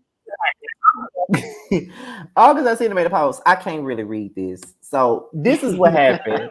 Can I read it, please? Ooh, let me do it. Can you read it? Can you? Because I can't see the post. I can't really see the words they good. Calligraphy. A story by August Alsina, brought to you by August Alsina. As I'm exiting the building after the show last night, a 4'11" size leprechaun ran down on me with 8 oversized security Nick Scott. There's an X there. Didn't want to say it too bad.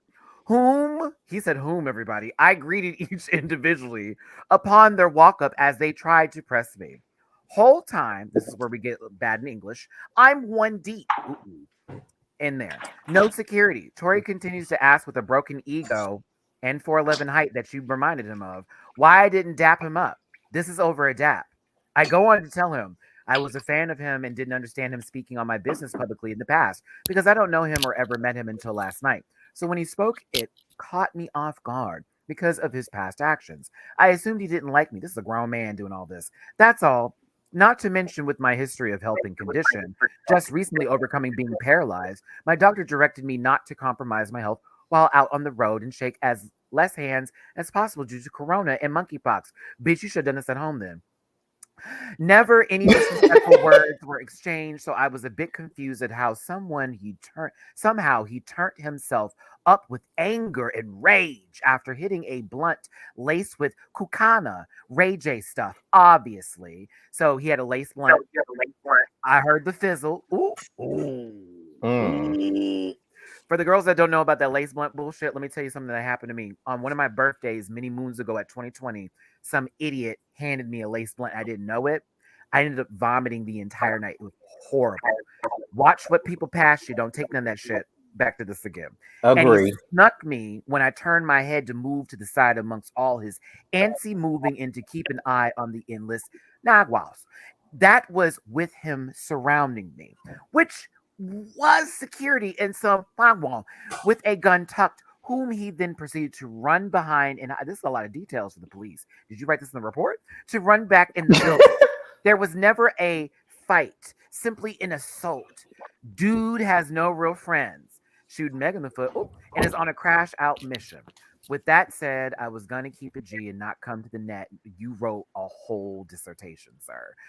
But you're moving with foul intent feeding falsities. Oh, is that a word? To blogs to look for a moment. Because the moment ain't happening on stage for you. I will assist you in that gracefully. His people got the whole thing on camera. Put the footage out, Beyonce. I like to see it. Anyway, let me go clean this blood off my face with some at Alsina Wellness. That was a grown man. yes. Giving you all of that. And you know, I just wanted, before we get into this topic, you guys, I did just want to kind of break down. I feel like that sometimes when it comes to men that are under 5'4", there is this real life thing called, you know, Napoleon complex, which is when men that are like very, very short, they have this big, huge, you know, inferior complex. And I also have the definition as well.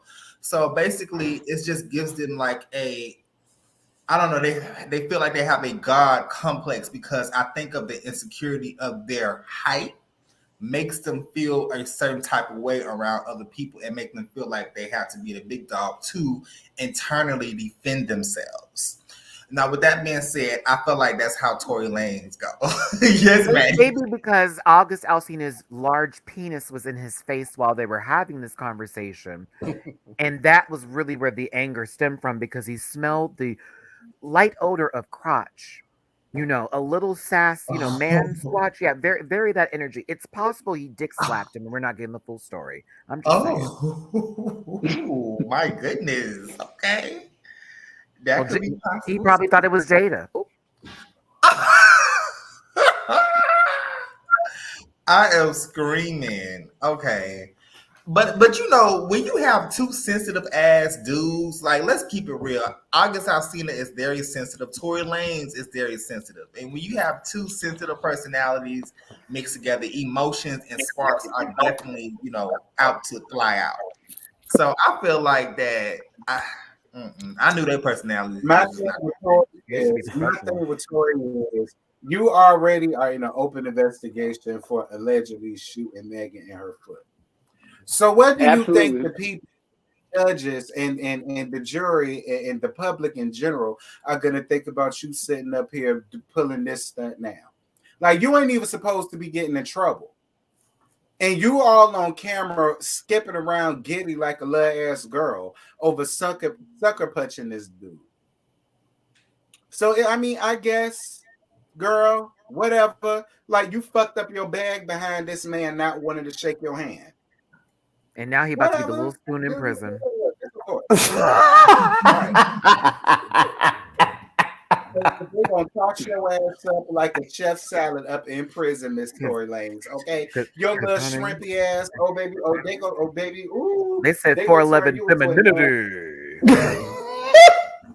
we gonna turn you around and get in that lane. They gonna tore that lane up. Ooh, Matthew, gross. Oh my goodness.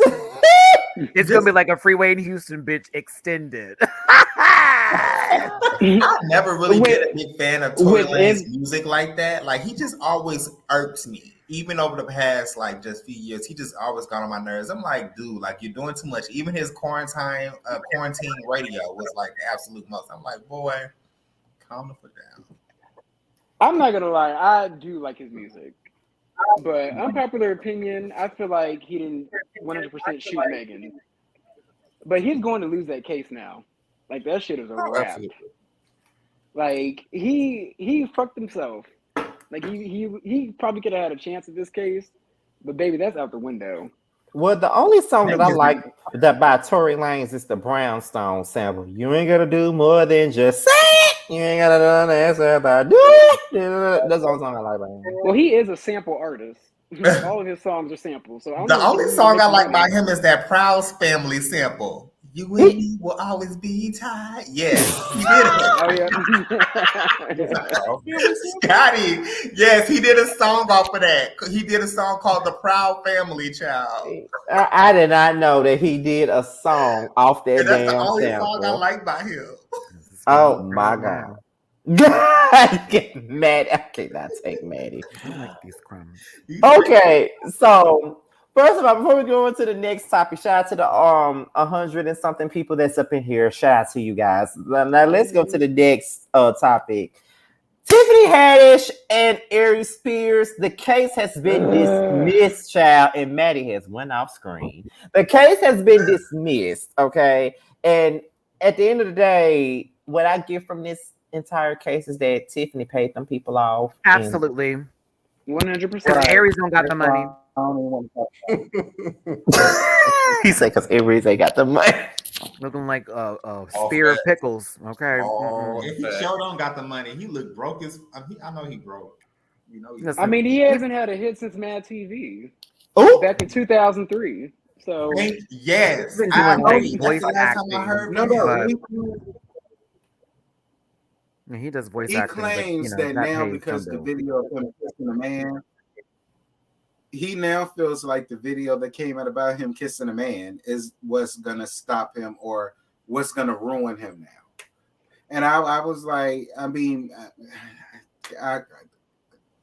Sis, we don't give a shit if you kissed the man and you liked it. It is what it is. We don't give We're a fuck about concerned that. for the That man ain't he what's kissed. Oh! You right. saw that man. Right. Like, you saw what Aries looks like. Jesus. What is that Maddie, man shut okay? up, Maddie, please. Are they all shut right? up. Listen, Shut have you up. can you imagine what acid from a battery would do to your face? I can only imagine kissing Aries Spears. Maddie, shut I can only imagine. Sorry. That man's ugly and disgusting and gross. And I don't think that they're completely absolved of their issues. Allegedly, they did these things. The things got dismissed. Girls got paid underneath the table. That's it. They got paid. That's the only reason why the case is dismissed, because they got paid. But TMZ caught up with Tiffany and she said, they asked her, how do you feel about this? Do you think this is going to ruin your career or whatever, the case may be? And she said, well, I already lost all my jobs. I don't have any more gigs. They fired me. I lost all my jobs. Girl, what did you expect? But what was her job going to be besides being the same person in every film, movie, television program, commercial, whatever she did? Maddie, I thought it was just me. I was like, damn, like she plays the same role in every fucking movie. Like even the serious The stuff lowest is a common cackle. denominator. It's a cackle in the serious stuff. Hearing that voice, it sounds like she's about to do a TikTok video.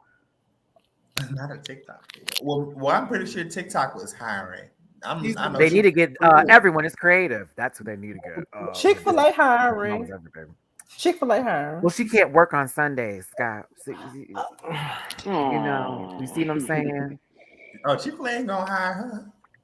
Oh no, no. Listen, as long as she says she's not gay, she will be hired. As long as she doesn't claim. Oh my God, you speak nothing, Maddie. You are on one tonight. I'm just saying, like, y'all know Chick-fil-A, and I know y'all gays that go eat that Chick-fil-A, y'all should feel some kind of way. I know how that chicken tastes good. It's just pickle juice you're tasting in the chicken. That's it. A lot of sugar. It's literally that's what they make the batter with, is pickle juice and sugar. I never would have known. And when my They put a pickle on top. On top of that, like, you adding cheese for what? Gas? Like, okay, girls. My white coworker was like, I don't eat fast food, but Chick-fil-A is the most healthiest one. I said, girl, I'm not going. And I bet you don't order no fruit cup either. Talking about the healthiest one, I bet not one fruit cup has touched her table or a kale salad.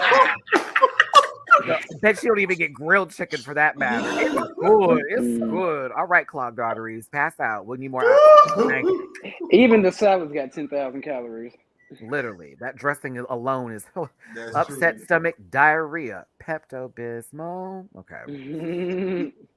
Oh my God, I cannot. Oh my God. Jamar, listen, we've been waiting for 45 minutes. I've about had it. Can we get your manager, please? Shit. Get ass for this food to get here. What the fuck? The exit is open. Oh my God. Girl, so you gonna get your manager by the exits, which you're about to do. No? Oh my God. Okay, so we're gonna move on to the next story. Mm. And the next story is with producer Carlos King and Candy Burris. Okay, now let me explain. Prepare Scotty not to say anything bad about Candy. Whoop. No, don't you do that.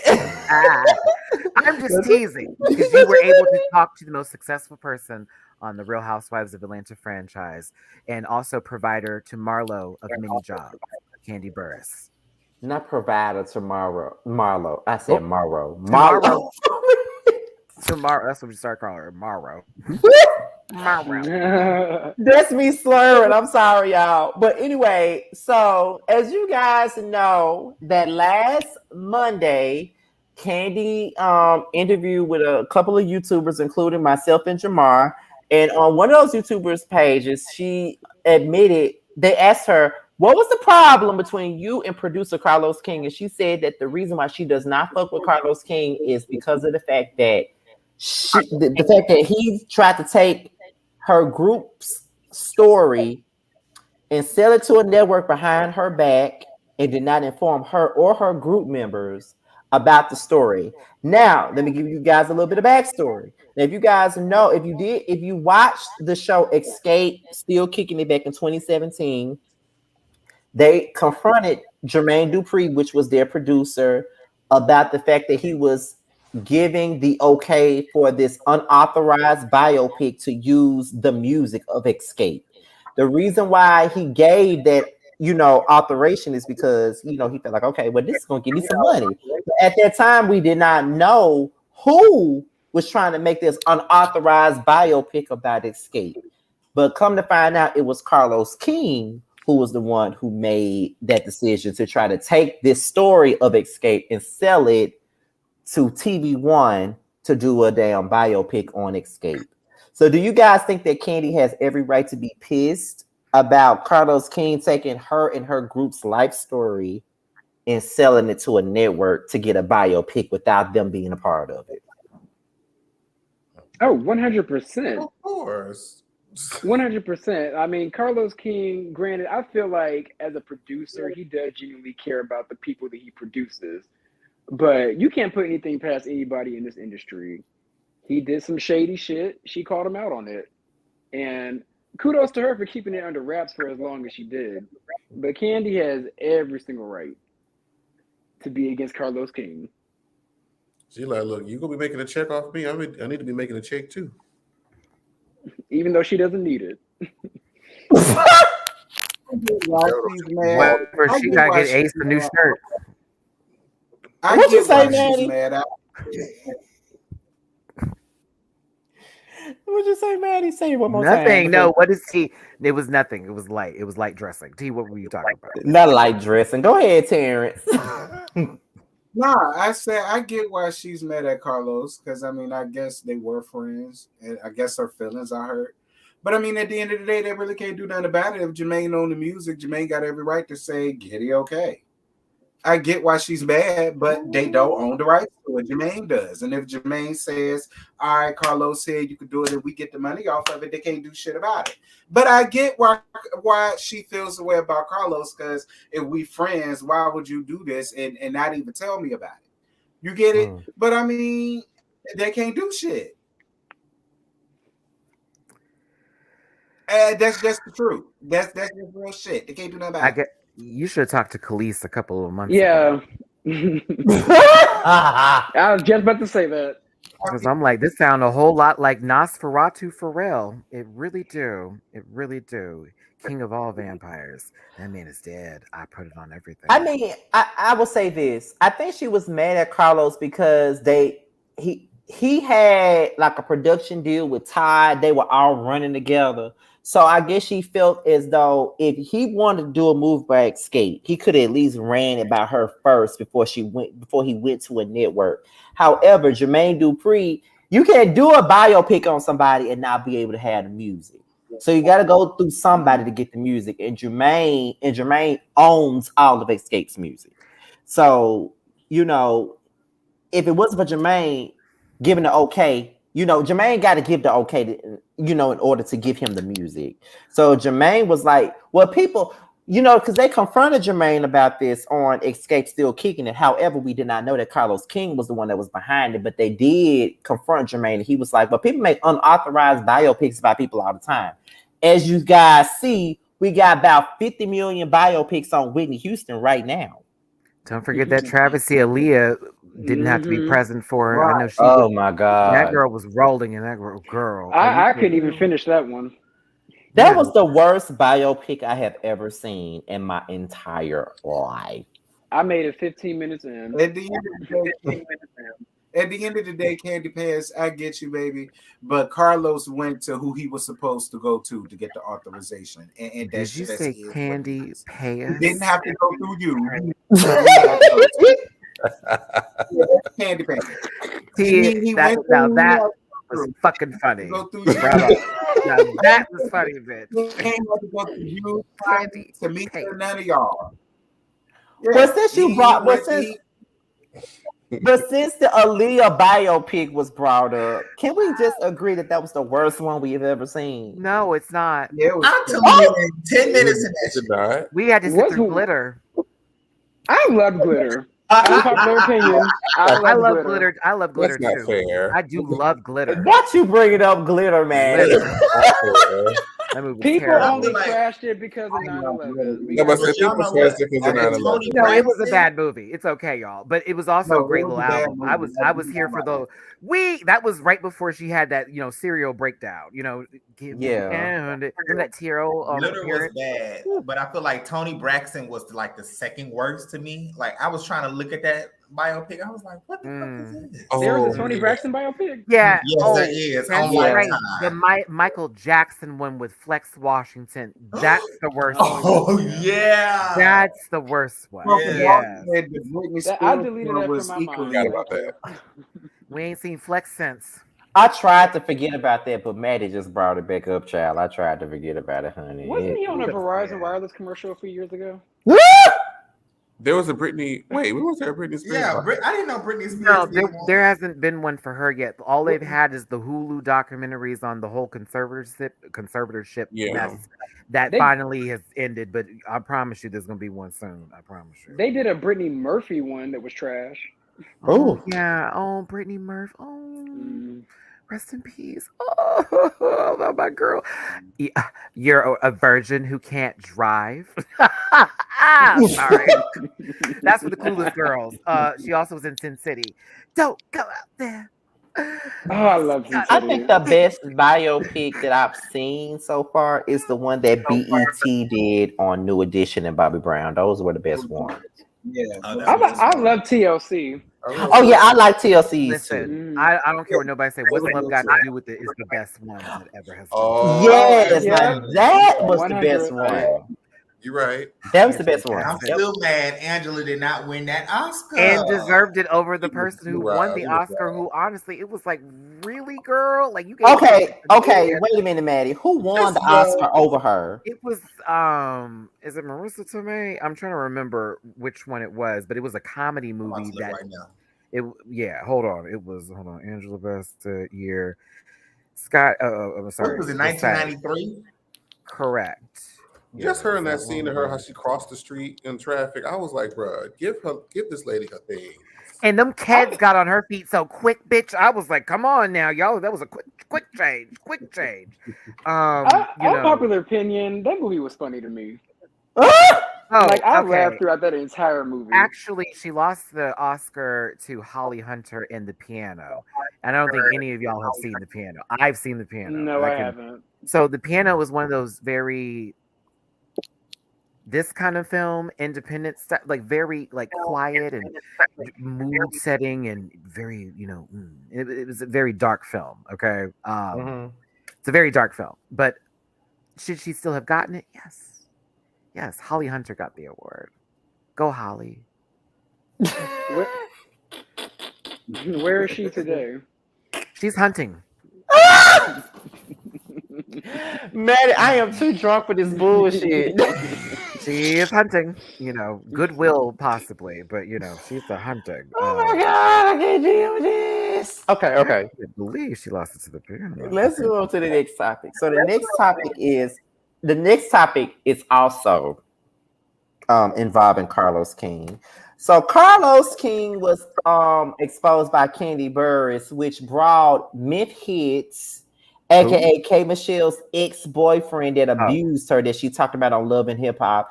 He came out and said that Carlos King told K Michelle to basically said that Carlos King told K Michelle to lie on him and say that she abused him, which is a complete lie. Yeah, that's what he said. He said that Carlos King told K Michelle to lie on him. Which K Michelle, I know you don't, because it didn't happen. She said that he beat her ass in 2009 when she first got a record deal. So I think that Myth Hits is looking for a storyline, and on top of that, we know that he beat Toya ass too, allegedly. It's an interesting fact that his name is Myth Michelle Hits. love being with these. Myth Hits. It's really, the irony is cute. It's adorable. I mean, it's not abuse, it's not adorable. I'm just saying, like, wow, he really lives by his name. Yeah. Which Chris The Brown did irony too. is something because Rashida, how do you feel now, bitch? Because you was sitting up here calling Michelle a liar for Toya, and allegedly he was kicked for Toya ass too, ho. So I want to know now what you got to say. That's what I Nothing. want to Tamar know. too. What does Rashida? Tamar was on that shit. Yeah, she was. Yeah, that's why Tamar got called. That That's, started their beef. right. That's why Tamar got called a Muppet in the first place because she was speaking on it. So That scene will forever be funny. I'm sorry.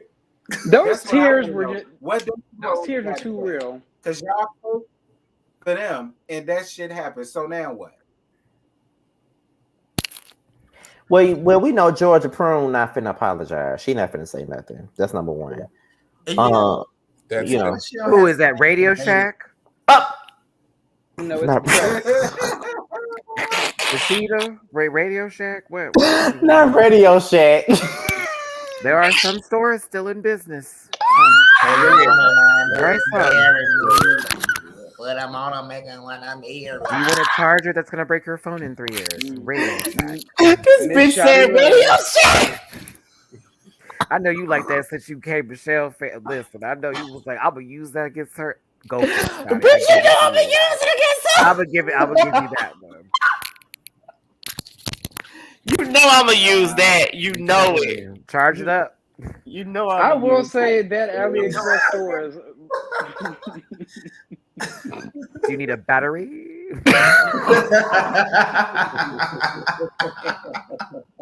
A remote controller? Oh my God. At this point, child. Memphis is looking for a chick, child. That's what this I is. honestly, like, no shade, but I honestly think that man is a legend. Like, I think that man is bisexual. If I'm keeping it real, and then I feel like that K Michelle has a thing of dating like DL guys because remember, Carrie Rhodes was her ex-boyfriend. I didn't know that. Oh, I didn't know that either. She was with Carrie Rhodes at one. It was brief, but they was together. Rhodes. And Shut up, Maddie. Shut up. Shut up. Shut These up. names are so funny. It's like a gay one here and a bi one there. Hey, Michelle's wig, Rashida Radio Shack, everybody. I can't do it. Old McDonald had love in hip hop. Oh my God. I'm tired. Y'all talk about these people who only get that much screen time 4 months out of the year. Really? Say that again. Bitch. Don't forget the club booking. Got me dead. Girl, have you been watching the Bobby Light show? Because, you know. Yes! I've been watching that shit. Okay. I stopped. Even though I have one more story in What's the Tea, I want y'all to tell us what's going on Bobby it's Light. nothing. Like Bobby is It ain't pushing a nothing. man in a wheelchair. Like literally push this man in a wheelchair. Can you imagine being in a wheelchair and like purposely running over somebody? Like that's got to be rude, right? Just to like do that on purpose to hurt someone. To like try to hurt somebody, right? But what I was upset about was Bobby like try to assert his slim, fast looking ass and push the man in front of Jocelyn because Jocelyn was on this episode. That's right. Chin, chest, shoulders, face. Jocelyn. Oh my God. Okay. Jocelyn's whole upper torso looks like a football ad for Under Armour, bitch. I can't do it. Okay. Get your shoulder pads here. But no, it's weird. Bobby wanted them to strip for his love and to show their sexy side and to strip. That's a plot device. That's an episode. Y'all get in the club and strip for me while Bobby was in a jockstrap.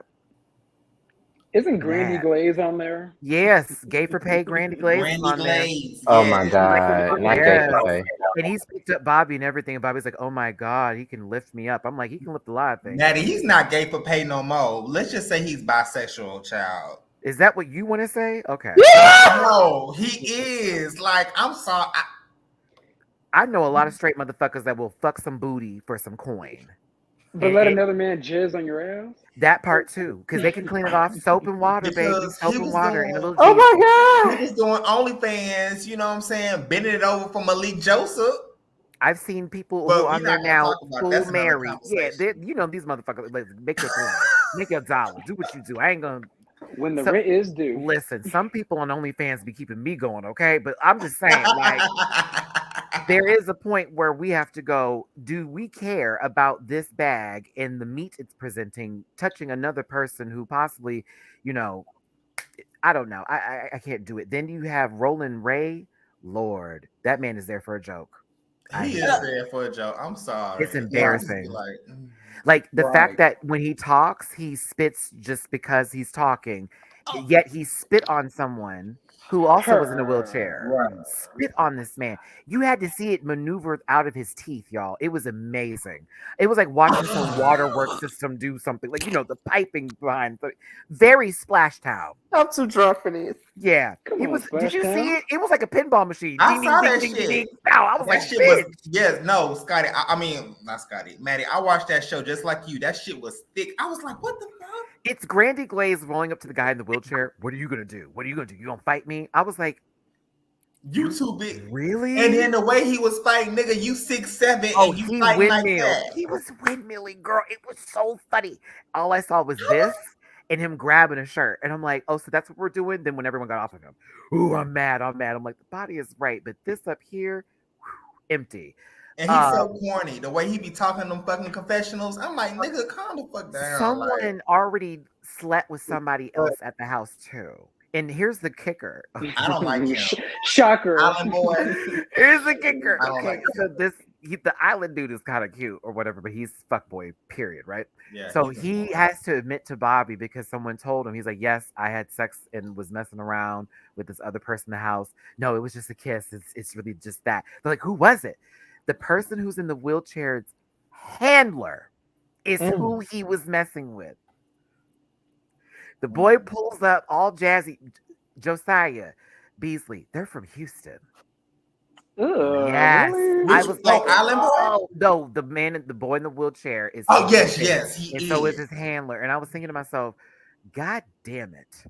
Why is this America's Next Top Model and Bad Girls Club all over again when you had that one drunk girl from Houston get her ass beaten and thrown out the house first? Y'all know who I'm talking about. The one Maybe who, he She was still from look Houston? bad. I didn't know that. well, Megan also was a Houstonian. Then Jay Lamina was also Houstonian. She still is. Then what's her name? Who is really pretty? That was on the other baddie season. Janelle is also in Houston. Seven was living out here for a second, and then she moved somewhere else. I don't know. Island boy live out here too. Really? Mm-hmm. That's why he looks familiar.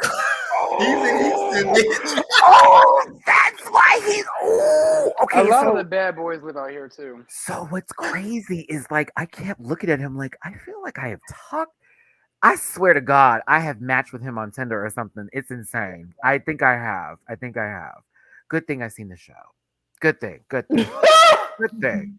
I don't need that drama. That man was fighting. Remember when he grabbed the boy to throw him in the pool and he ended up on the ground at the same time too? Child. Then Jeffree Star's ex is trying to get Bobby Lytes. The black man who was fishing. I Yes, feel like that had he a was, whole wife. Yes, child. And apparently he was fucking Bobby before he was fucking Jeffree. I feel like he's the only one that really likes Bobby because them boys is not here for Bobby. He need money. That overseas basketball player fund is out and dry, girl. He needs the money. And for those of you who are like, Maddie, what you talk about? I used to date a dude who did overseas basketball. I know the whole game. Trust. The many, many months gone. But seriously though, yeah. It's a lot. It's not a good show, but it's a lot. You can watch it. It's not a good show, but it's a lot. You might find it entertaining. Them first 2-3 episodes, you're gonna be like, bitch, come on with the The show. white boy they were hyping up, Dimitri, like he's not even on the show anymore. Mm-mm. Like y'all were like, oh, he was doing it for the girls. That's y'all was really living for that pink berry, sis. But I'm afraid the ice cream was bad. Then the other white dude, did you see him when he grabbed the boy's hair, Josiah? I found that to be that was a little racially motivated. I didn't like that. It was like we're fighting, and the first thing you do is you go for the boy's little mini locks and grab and hold. Right. And he's trying to pull his hair. And I'm like, wait, what? Mm-mm. You're a grown man. If you don't put your connect, what the fuck? Either way. Over it. If y'all want to see a bunch of gay shit, watch the Bobby Lytes show. Yeah. Not good gay Gag shit. me with a spoon. Yes, and hopefully she'll choke because it's awful. It's awful. It's awful. Once they tied Bobby to it, I knew I wasn't even going to attempt to watch. I didn't know I was going to have to see Rolling Ray shirtless. Oh my God. I was like, if I ever thought about watching, like, you have sealed the deal. I don't want to be mean, but y'all remember that show on Nickelodeon when they would put the puppets up and it would just be sitting there and they'd just be like this and they'd be nodding and stuff like that. Rolling Ray really be pushing in through scenes, giving me some sort of like Double Dare, like side skit or some sort of Mr. Rogers fantasy where they travel into the other room. It really be looking interesting, but it's also him like talking so much shit to. And I'm like, y'all girls are livid. And I'm like, do you see this? Like, are we on the same planet? Like, what is he gonna do? Like, girl.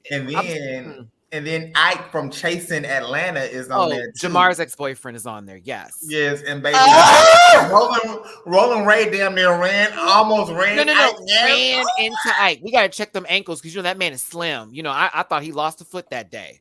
Okay, very much that. Ike over there singing. Ike singing out of key every now and then. No, I would say they be using him just to sing these songs. He'd be like, Bobby, Bobby, Bobby, Bobby. And I'm like, you need to do one thing is not be that corny. And I love you down. You was cute on the show, even though you was giving me I like trans women, but not really. Oh. Okay. Yeah, I'm not about to go there. Oh, that's right. You still got that contact in your phone.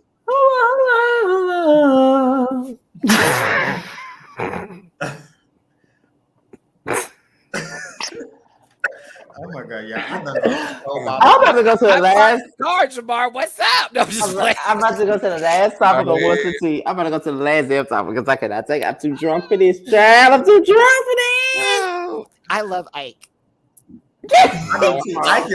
I met him in person with Jamar nice. And Scotty. He's cool. He's cool as I'm sure. Yeah. I'm sure he is too. Oh my god. Okay, so here's the last topic of the day. And the only reason why I added this because this just happened. But DaBaby put out a song. Oh, sorry. DaBaby put out a song and he basically said that he fucked Megan Thee Stallion in the song. He said he fucked Megan Thee Stallion the day before Tory Lanez allegedly shot her. That's what he said. He said he fucked you're her still canceled for your inflammatory, derogatory, and negative statements on HIV. I'm sorry. Who are you? What is that? That's why that concert got canceled. Yeah. So 54 tickets. 500. And what's really sad is that he wouldn't even perform for 54 people who actually wanted to sit there and watch him. I get an artist for the people. You old looking like 50 Cent's second mouth. Get the fuck out of here. Not 50 Cent's second They mouth. both went to the same doctor and got them trident teeth. The fuck? He said trident teeth. Oh my god. You know that gum don't chew that hard. Very dainty. I call them chiclets. It's an interesting gap. I like Pac-Man. It's a great game. Like, he's bragging about fucking Megan. Congratulations. Don't beat a dead horse. Screaming. Last and not least, I'm sorry, go ahead. I was going to say, I believe him, but this is clout chasing at its finest. This man's career is over. That's all it is. He's trying to get a number one again. Did the lyrics include him climbing? Because I know that was a ladder too. Do you know what I'm saying? Oh my god! He's trying to climb up the charts, baby. I just imagine him going up Everest and being like, "Damn, Megan was, the hardest one I had to climb." Like, I don't understand why all these people who once had something decide to just come back out and just say, "You know what? My way of getting back into the scene is saying, I fucked Megan." I think you'd have done better if you said Nikki. But in reality, what would have happened if that took place. You went for the one that's single that's only fucking the white boy. That tea. Oh, geez. You want to have that conversation? That's not real. Her. She. Allegedly. She. Take a peek. Allegedly. Allegedly. I love Megan. She's killing it right now, even with her low cadences. I love my little who's stolen. Go on, Stallion. Oh my god! All I gotta say is DaBaby has been canceled since last year. Yeah, who been? Like, and I'm so mad because y'all I used to work out to his music, right? But then once I noticed he was on that bullshit and I said, man, delete from my workout playlist. But the real question is, why didn't we cancel him when he hit that woman in the face at his concert? But okay, we're not talking about that. Y'all girls still listen to Chris Brown too, when that man's known for beating on women daily. But he said I mean, he wasn't okay. He shot another black man in Walmart. Y'all can take them 48 fucking singles. Y'all can do it. You can have all that. You can have that Final Fantasy VII discography. Like that man acting like we listen to his music on a PlayStation 1, bitch. The fuck? Girl, I gotta insert a memory card in to listen to some Chris Brown. No. I'm too drunk for this. No. Y'all can do them Coke Bender songs all you want to.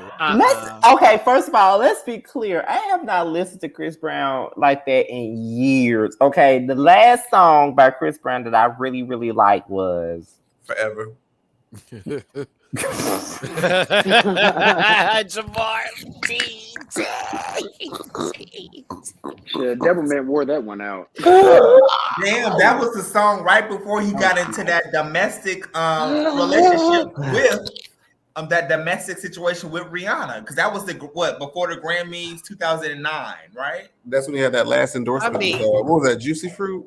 It's like he was hitting on Karrueche too, if y'all remember that. Remember when Karrueche was just the girlfriend until she got that acting career for that one show? You better read. Claws. Mm-hmm. Let's just be clear. That lady was a punching bag and a host for like the first parts of her like entirety for her entertainment career. Then she got on Claws and played a victim. Ooh.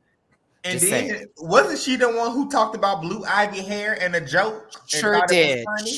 Her and got 106 in Park shut down. Child, we don't fuck with Miss Karrueche. And she thought she was so funny that day reading that cue card. Thought she was somebody special. Go ahead, girl. You do that thing. Listen, how's that music career growing? Oh, okay. Christina Milian already had music. She was trying music. She was trying to. There was always in the wheelhouse for her. Why do you think she was fucking with the Cokes? You must be thinking of Cassie. Oh no. We're not talking about that mono. No. That's another story. Cassie's actually moved on to a better part of her life. She got away from Diddy. Oh, poor she's happy now. That 106 part performance. She learned to stop singing.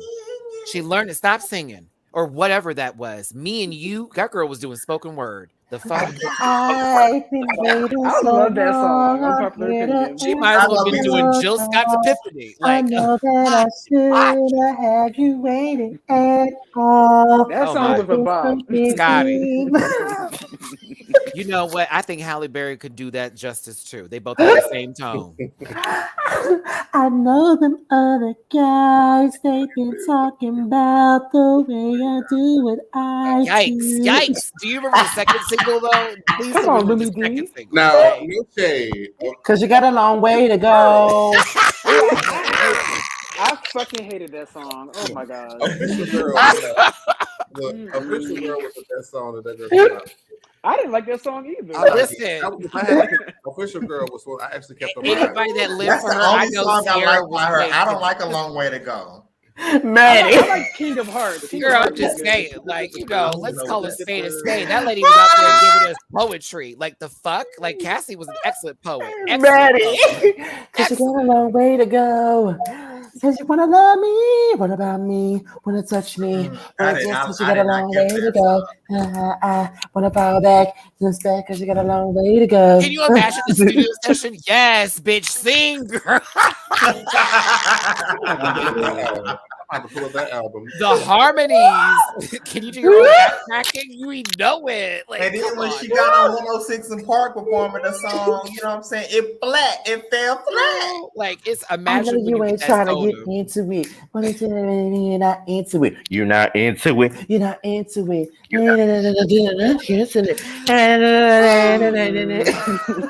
Lord, like, she is popcorn with no butter, girl. What is the point? I can't. Cause you got a long way to go. What about me? What about me? When I just me. She's another Lumi D. Hey, was a jam. It was. I'm not gonna take that from you. No, listen. Even when I'm saying these things, let me not act like I wasn't bumping her music back in the gap. Me now, though, with about to be 36 years of age, bitch, I'm listening to this again, going, "What was I going through?" That was it for me. Yeah. This was the girl. That was the moment. Oh my God. No way. A model. A model. Because Lumi D was horrible listening to it now at the age of 33. Because bitch. Listen. I still listen to it. It was the bad. It was the bad. Come on, it's on the side. That's all you hear. You hear someone going up the stairs. That's all that music is. Uh-oh. Creak. You drive me crazy. I am DaBaby crazy now. Look at us lately and tell them who's your lady.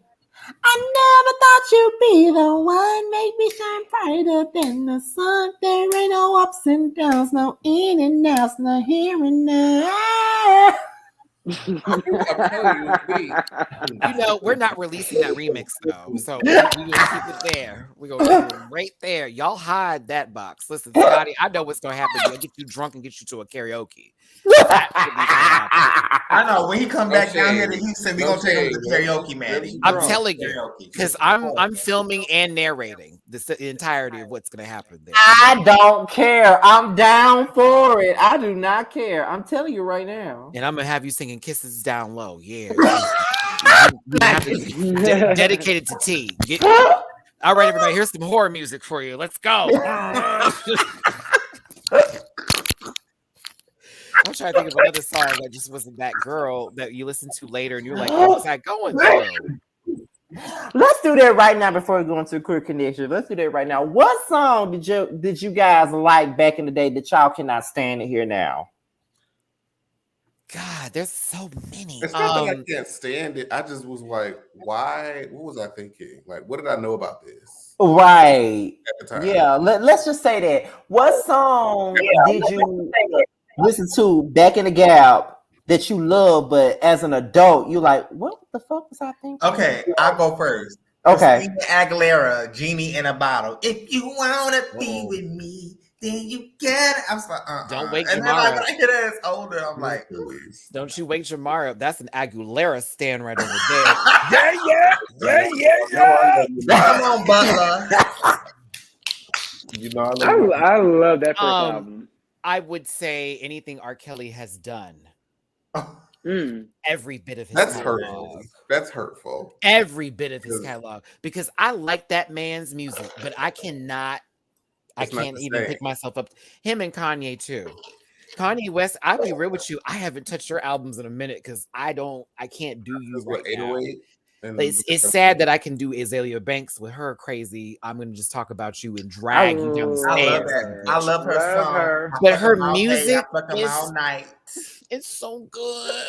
It's so good. I love her music. It irritates me. It's like they're my problematic faves. She's only killed a chicken in the closet. You know. She God. did some fucked up things too. But this man, He's trying to conjure that career back up. But the music is so good.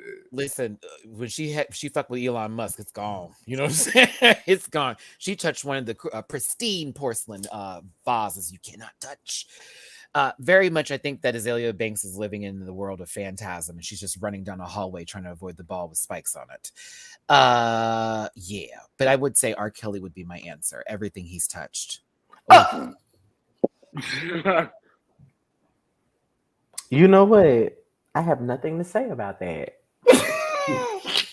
A lot of people didn't either. Then they finally came forward. Oh, I'm sorry. When the money dried up. Wait. Wasn't he charged recently?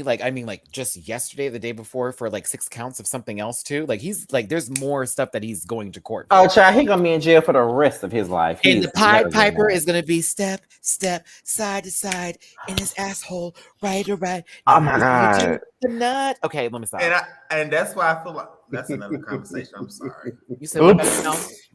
Lockjaw. That's why a lot of older people feel conflicted with that song, like Happy People and Step, because I love somebody. I said no. I'm having to check. Yeah, some of those women did too, and men. Oh my God. I'm trying to think of a song that I hate. Well, I won't say I hate. I think about it now and I'm like, why did I? Ooh. Tiffany Evans. Promise Ring. No, bitch. Oh, yeah. I don't care.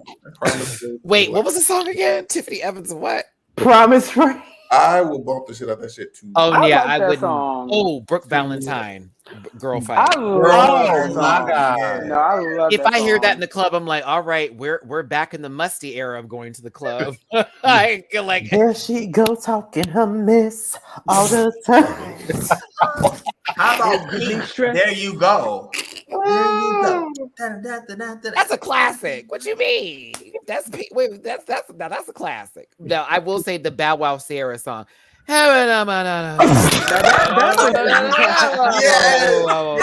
Like, classic. you knew Sierra's range in that song. Like Love on Top, never. You know what I mean? It was like, I'm running up that hill, then she would fall right back down again. Somebody said lip gloss by Lil Mama. I still love lip gloss to this day. Lip gloss goes Sitting in the 8th period, thought I was in trouble. Dean coming on the loudspeaker on a double. Meanwhile, I was Lil like, Mama yes, is a it's complete classic. transphobe with her face looking like Bow Wow looking Is ass. she trying to really? Yes, she basically said she's a part of Of that whole all movement. her? Yeah, she's of Yeah. all people, while she's a doppelganger of somebody's grown ass daddy. Like, real talk, bitch, you look like the man who couldn't pay his Jeep bill. Aww.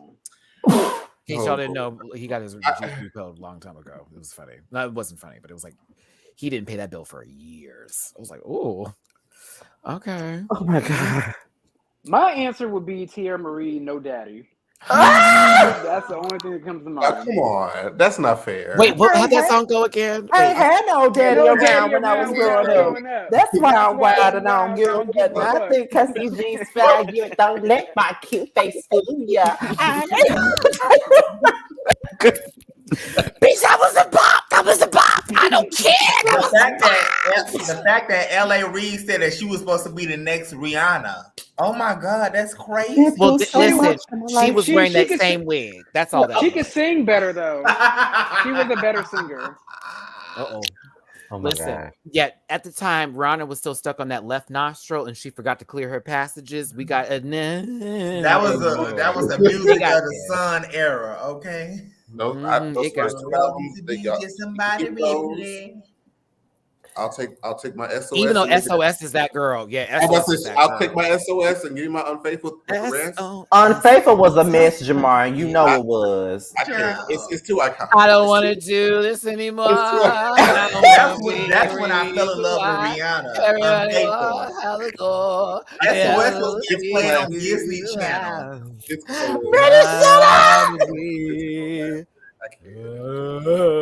Sit up, Maddie, please. Anymore. I don't want to do this anymore. I don't want to be the piece of play. Daddy, my seat go. Everything you want through that door. Like Daisy was like, we have to do something about this. We have to. Oh my God. Beyonce was tired too. Girl, save her. Like.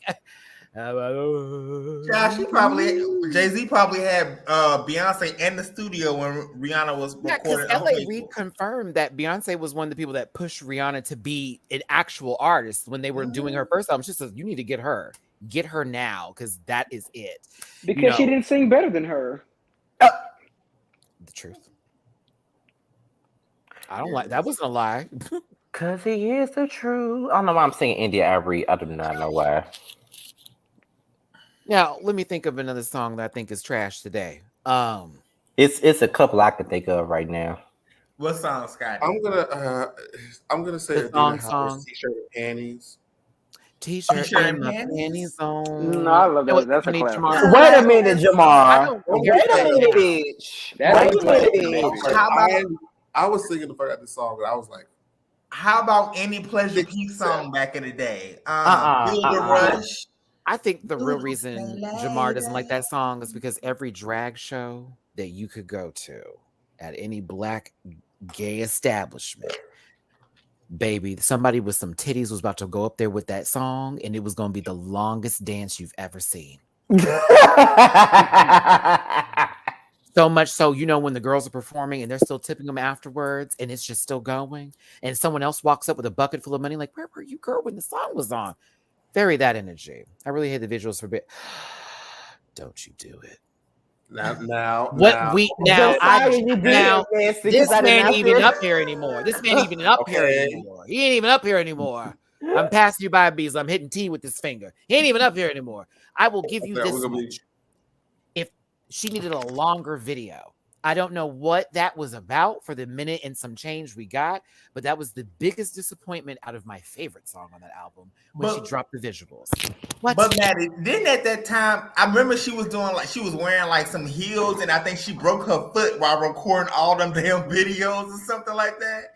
So she probably broke her foot in the middle of recording that video with them heels. She sat on that green screen cat and purred. That hair was everything. That cat suit was one. Those nails were given. Them bangy bangle earrings with the baratataps. You know what I'm saying? Yeah. You still got yours? Wow. Mine is somewhere in probably someone else's house right now from being sold. Child.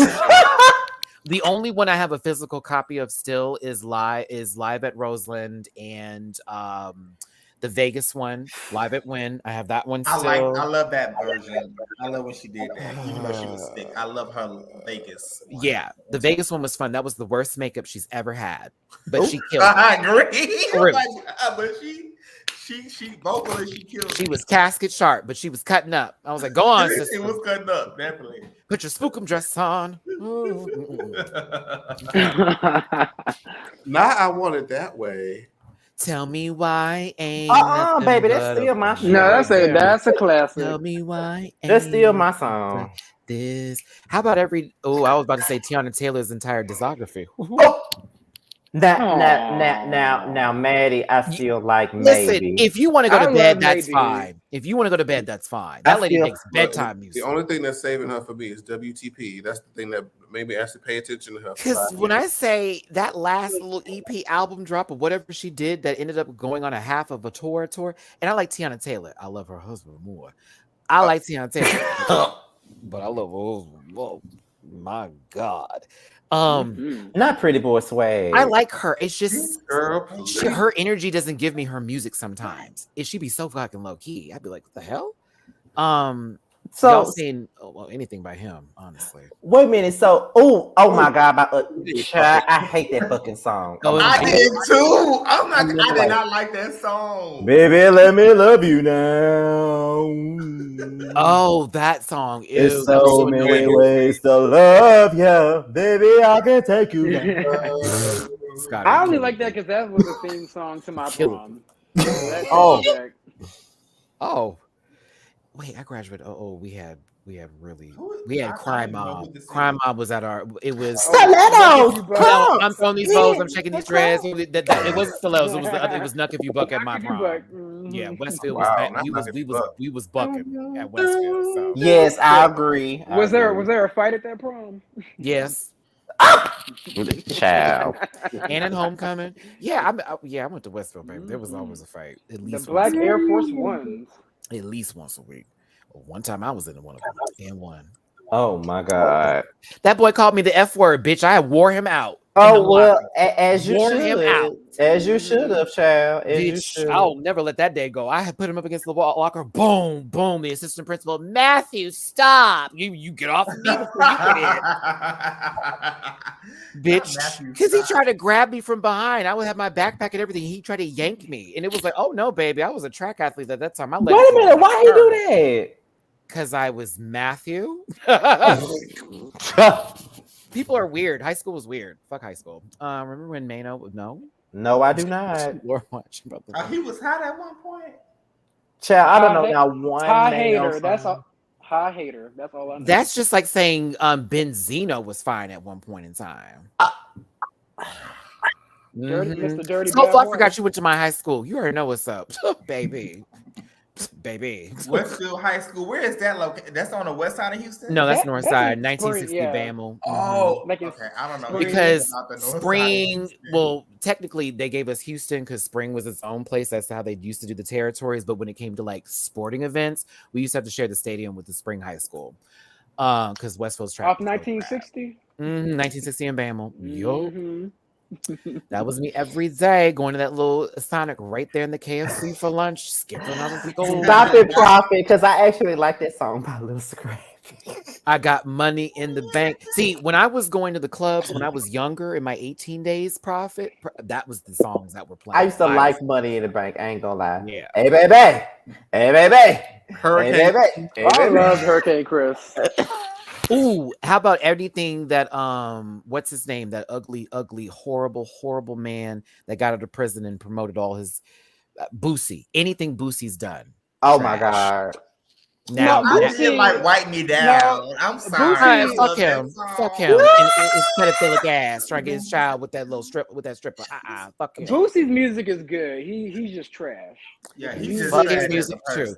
As The a matter of music fact, is a stop Southern streaming his classic. music. Somehow this man still got concerts. Stop streaming that man's old Oh, shit. I haven't streamed no Boosie. I never streamed a Boosie song That man ever. is still Yeah, in the touring. hood. Doing What what? concert is he doing? He's at the Pink. It's a Houston, Louisiana thing. Okay. Oh my god. Hey, Oh my Scotty, god. what's Queer Connections? Okay, let's go into.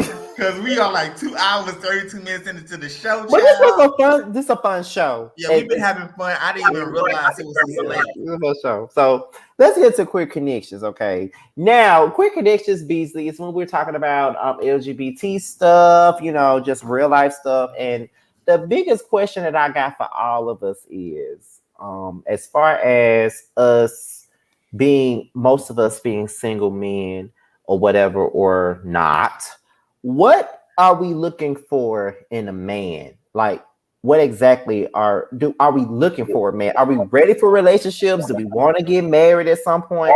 Like, what exactly are we looking for as far as like dating or relationship or like just a man, period? Because for me, I'm started off by saying, for me, I really don't know exactly what I want. It's like I think I know what I want, but then I don't know. And then it's like for me, I have a lot of trust issues. And I know we've talked about me and my trust issues before on this show. But it's like when a guy is showing a lot of attention to me, I don't know how to accept it. And then a lot of the guys that try to talk to me are guys that have a lot more going on than me. And sometimes I don't know how to. They have a lot going on in life than I do. And sometimes I feel like I'm beneath them. But that's only because a guy told me in the past, without saying the words, "You're beneath me," he said something else to me that pretty much, solidified him saying he was beneath me. And now he's married to a woman. But that's a whole nother story. But Mississippi. right. So is there anything that you guys are looking for as far as a man is concerned? Are y'all even looking to be in a relationship right now? Do you guys even want a relationship? I do. I ain't got time for no relationship right now. So I know for me, it's just Now, if I meet somebody and it kind of skews that way, then that's fine. But for me to sit here and say exactly what I want, ain't nobody got it. So I'm just Wendy, chill the fuck out. Well, so what do you want? Yeah, what do you want? I mean, simple shit. What everybody else want. I want a guy that's gonna be honest, that's gonna be faithful, that can hold his own. You know what I'm saying? I'm not looking to be taken care of, but at the same time, I want to be able to know, God forbid, if anything should happen in my career and we're together, you can take over and manage or do whatever till I get myself straight. You know what I'm saying? And the one thing that I don't want is somebody that's a user. Because I've been down the road before. I know what it's like to be with somebody. And it's like, are you with me or do you just want me for my money? You know what I mean? So it's like that's yeah. Oh. Okay, Maddie, is there anything? Because is there anything you're looking for in particular in a man to date you? In a man, listen. I've been dating. Okay. At this point, I don't know what's happening anymore. I just show up to the date, and I just be myself and hope for the best. As far as what I am looking for, I need someone who's going to motivate me. Mm-hmm. I already do my own motivation, but there can always be somebody that takes me to the extra step that I think honestly I should be at or where I want to go. I need someone to honestly be my partner, not my dad, not my brother, not my little brother, not a cousin. I need a partner. Okay. So for me, whatever is to come and will be, I'm taking my time on. I used to rush relationships. Every relationship I've been in prior to the last 3 years of me being single has been, oh, we met, we fell in love so soon, we moved in next week.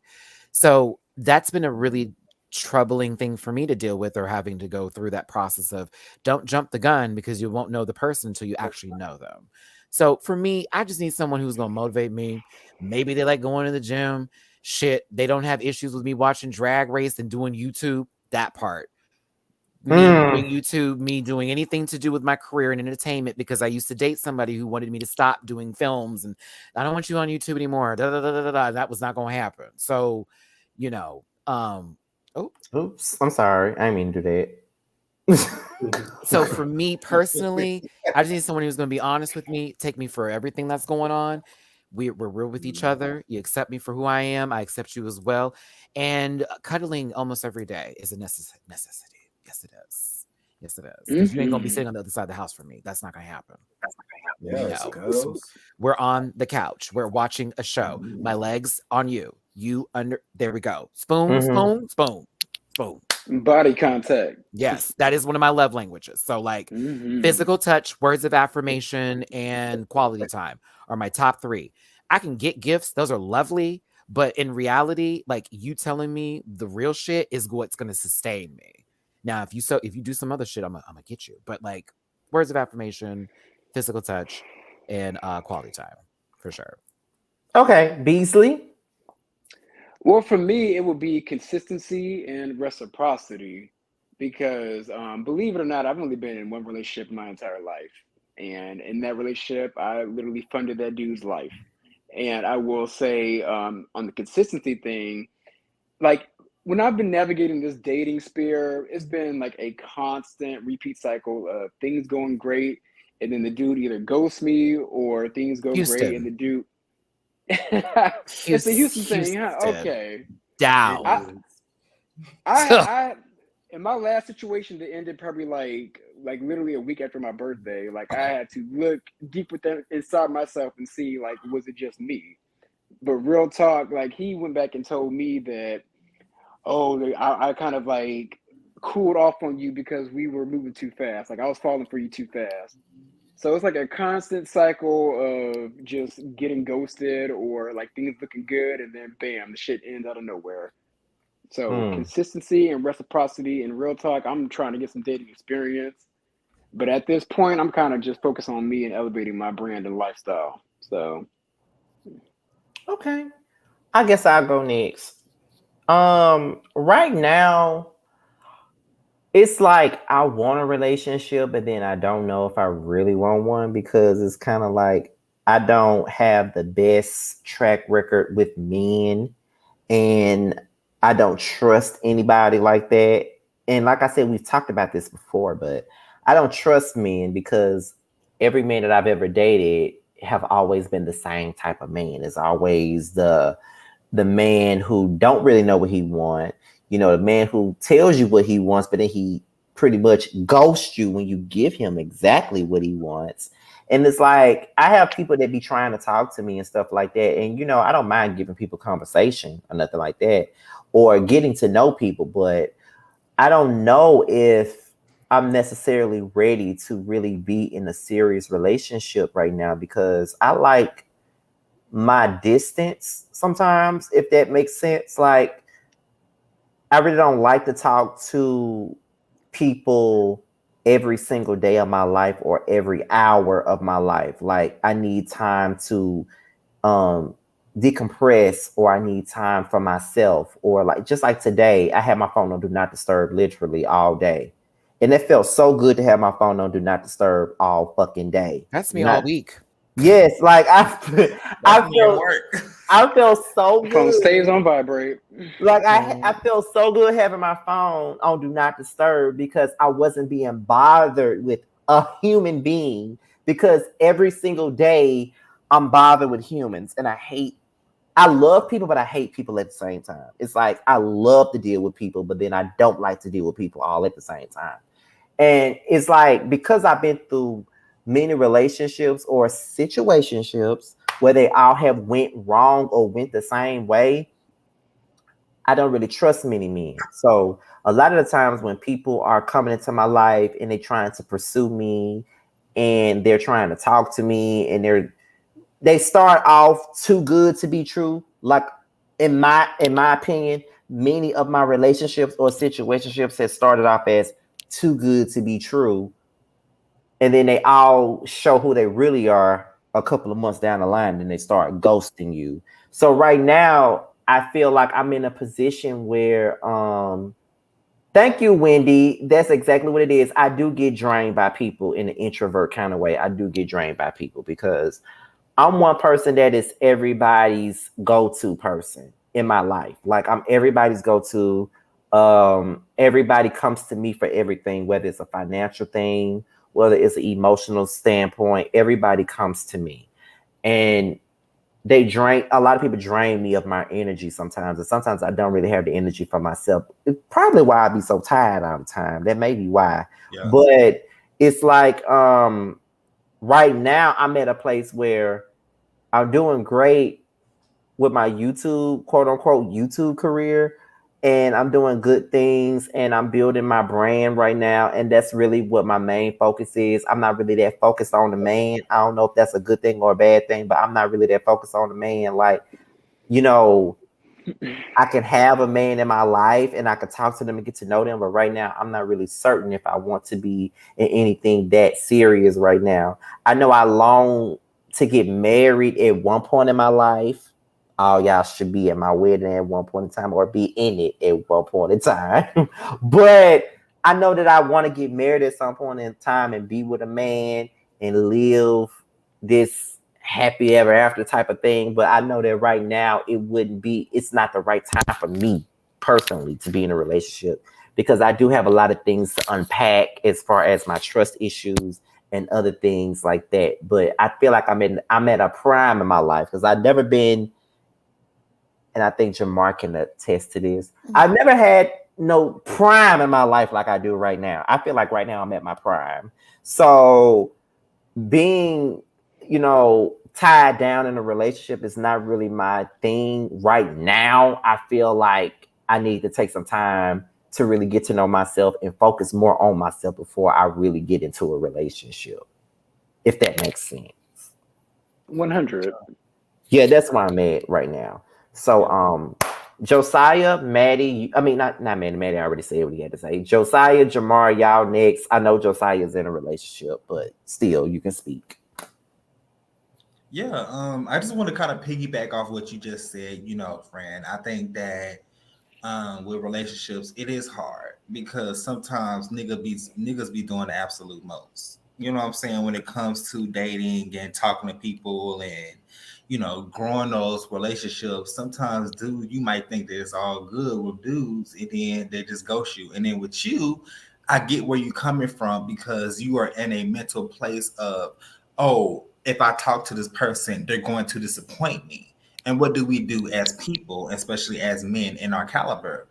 We actually set ourselves up mentally to be like, okay, I have my guard up because I'm not going to allow you to hurt me. I'm going to expect that you're going to be on some bullshit, you know what I'm saying? And then for you to actually do it. So I get where you're coming from, and it happens.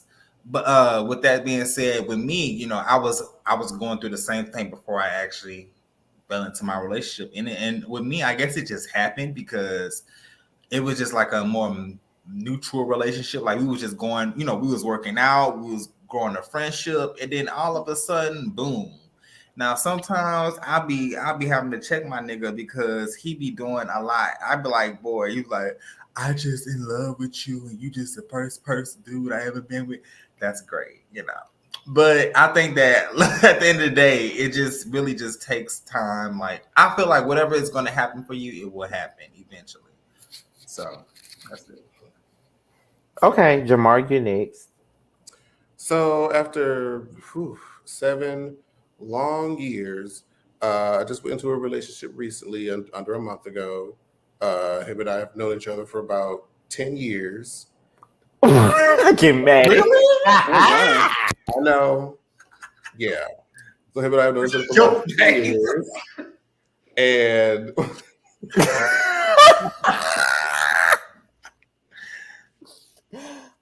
Maddie looking at you like, bitch, what? When did this happen? Hold on.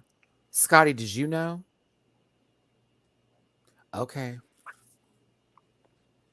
I didn't know. Josiah, Scotty, did you know? I knew that he was talking to somebody. Go ahead, Jamar. Finish your fucking story. Best friend, my ass. They can write about it now. It's confirmed. She don't care about me. it's been under a month. This has been under a month. Fuck you, bitch. Fuck you, bitch. But go off. I'm so happy for you. Liar. Go off. Go on, girl. Go in, girl. You better talk your shit. I ain't got to see no more tweets about you. I want love. I want that. Yes, I used to be hitting up Jamar. Girl, if you tweet that one more time and just let it be. But continue with your 3 weeks. Go in. That was so long ago. We've moved past that now. I don't trust you, Bun. I don't trust you, Bun. I don't trust you, Bun. I don't trust you no more, Bun. Go ahead. Talk about your 3 weeks. Go in. He said 3 weeks. But no, it's still new. But he's known each other. But we've known each other for over 10 years. And one of the things that was not working in like previous relationships is that I never could fully be myself. Like they would be initially attracted to what I would present on the masculine side, but then when they find out that I do drag and watch drag race, baby. Yeah, all that extra. Once they see the titty plate in the closet, it's like, whoa, this is a bit much for me. I'm not into all the, whatever that is that they call it, the androgyny, and the only rule is that it said to just be you, and so I'm able to be myself. So it just feels right. You can surprise me in Houston at a restaurant, but you can't tell me that you talking to someone and you're feeling your dick getting spread. Are you for real? I'm so sorry for those of you listening. This is a friend moment happening live right now. Really, bitch? Really, bitch? Really, bitch? One more tap. I lied. Really? Okay. Congratulations. You're not continuing on in Drag Race. Sashay away. Get away. I'm proud of you. I'm happy for you, Jamar. I know. No, my friend's been on a love journey for a while, and I'm happy for him. I'm happy also that Scotty knew this information before me. Now, see, don't put me in this. You're in. You're in. You're in. That's why I asked you, and you answered in no words. You did. Don't put me. You did. Blog about that. It's confirmed now. It's a light skin accessory. Oh, he said light skin. Can't do that. Oh my God, not light skin accessory. Oh my God. Is it possible to be, okay, in so many words, here's the thing. Is it, I need for plain country bumpkin and a prince to join him. Sorry, you said it's impossible. No, here's the thing, because I really want to know this. Because sometimes I feel like I'm not really suited for a relationship. I'm just asking y'all this as my friends. For me, I don't really like a lot of attention. And I don't really like to be consumed with someone. Is that optional? You can be in a relationship if you don't have to be underneath them 24/7. That's what I don't want to be. There are relationships like that. I want to be under someone 24/7, not every day, but like I'm an affectionate person, which is why me being single has been very detrimental to my mental health in a sense, because I'm learning to be okay with being single, which I'm good with. But I also know I have a lot to give, a lot of ass too. Like, so like I would like to utilize this body and function it well. You know what I'm saying? I also have my own things from my own past, seeing family members and friends die of heartbreak. Have you ever noticed that? Have you ever seen someone die of heartbreak? It's a real thing. Of being sad over a relationship or somebody that they cared for, or not being able to get the thing that they dreamed of having. Heartbreak is a real killer. So for me personally, about to be 36 tomorrow, for some people right now, bitch, I'm where the mortgage at? Where the yard? Where the dog and maybe a cat? Do you want a kid? I may not want one now, but possibly in the future, yes. A Matthew Jr. would be chaotic. For sure. Oh, he'd be an ass. I love it. But in reality, like, that's not like what you're looking for, Scotty. That's your thing, and it's a real relationship. I know many people like that. They're cohabitating just like that. They have separate rooms even. I don't know if it's the alcohol, but I find myself getting a little bit emotional right now. Why? It's okay. This is space for all of us. Because it's like I have been through a lot of stuff with men. And like I said, we have talked about this on this show before, especially last season. We talked about it a lot before. And I don't know if I'm not really certain. I think you guys can help me with this. I don't know if it's because of my past that I'm a little bit guarded and I don't really let people into my space like that, because like right now, like I said, there are people that's trying to talk to me, but I don't really let them too close into my world like that. Like I don't really like to open up too much. And then when I open up, I feel stupid when I open up because I feel like they're only going to use it against me. And then it's like, it's like how you say you want a relationship or you want to be in love with someone, but you don't really necessarily open up. You don't want to be, you don't really show them much affection. You don't want to be talking to them all day, every day, and you don't really want to be all underneath them. Because most people would believe that because you want a relationship or you talking to somebody, you want to be underneath them all the time. I don't. So let me ask you this question now that we're doing friend circle conversation. Would there be a point when you do want to be underneath them? There are times where I do, but then there are times where I don't. That's enough. It's enough, friend. Don't overthink that. It's enough. That's how you operate. I need a furnace on top of me. I want a throw. I want a blanket. I need pillows.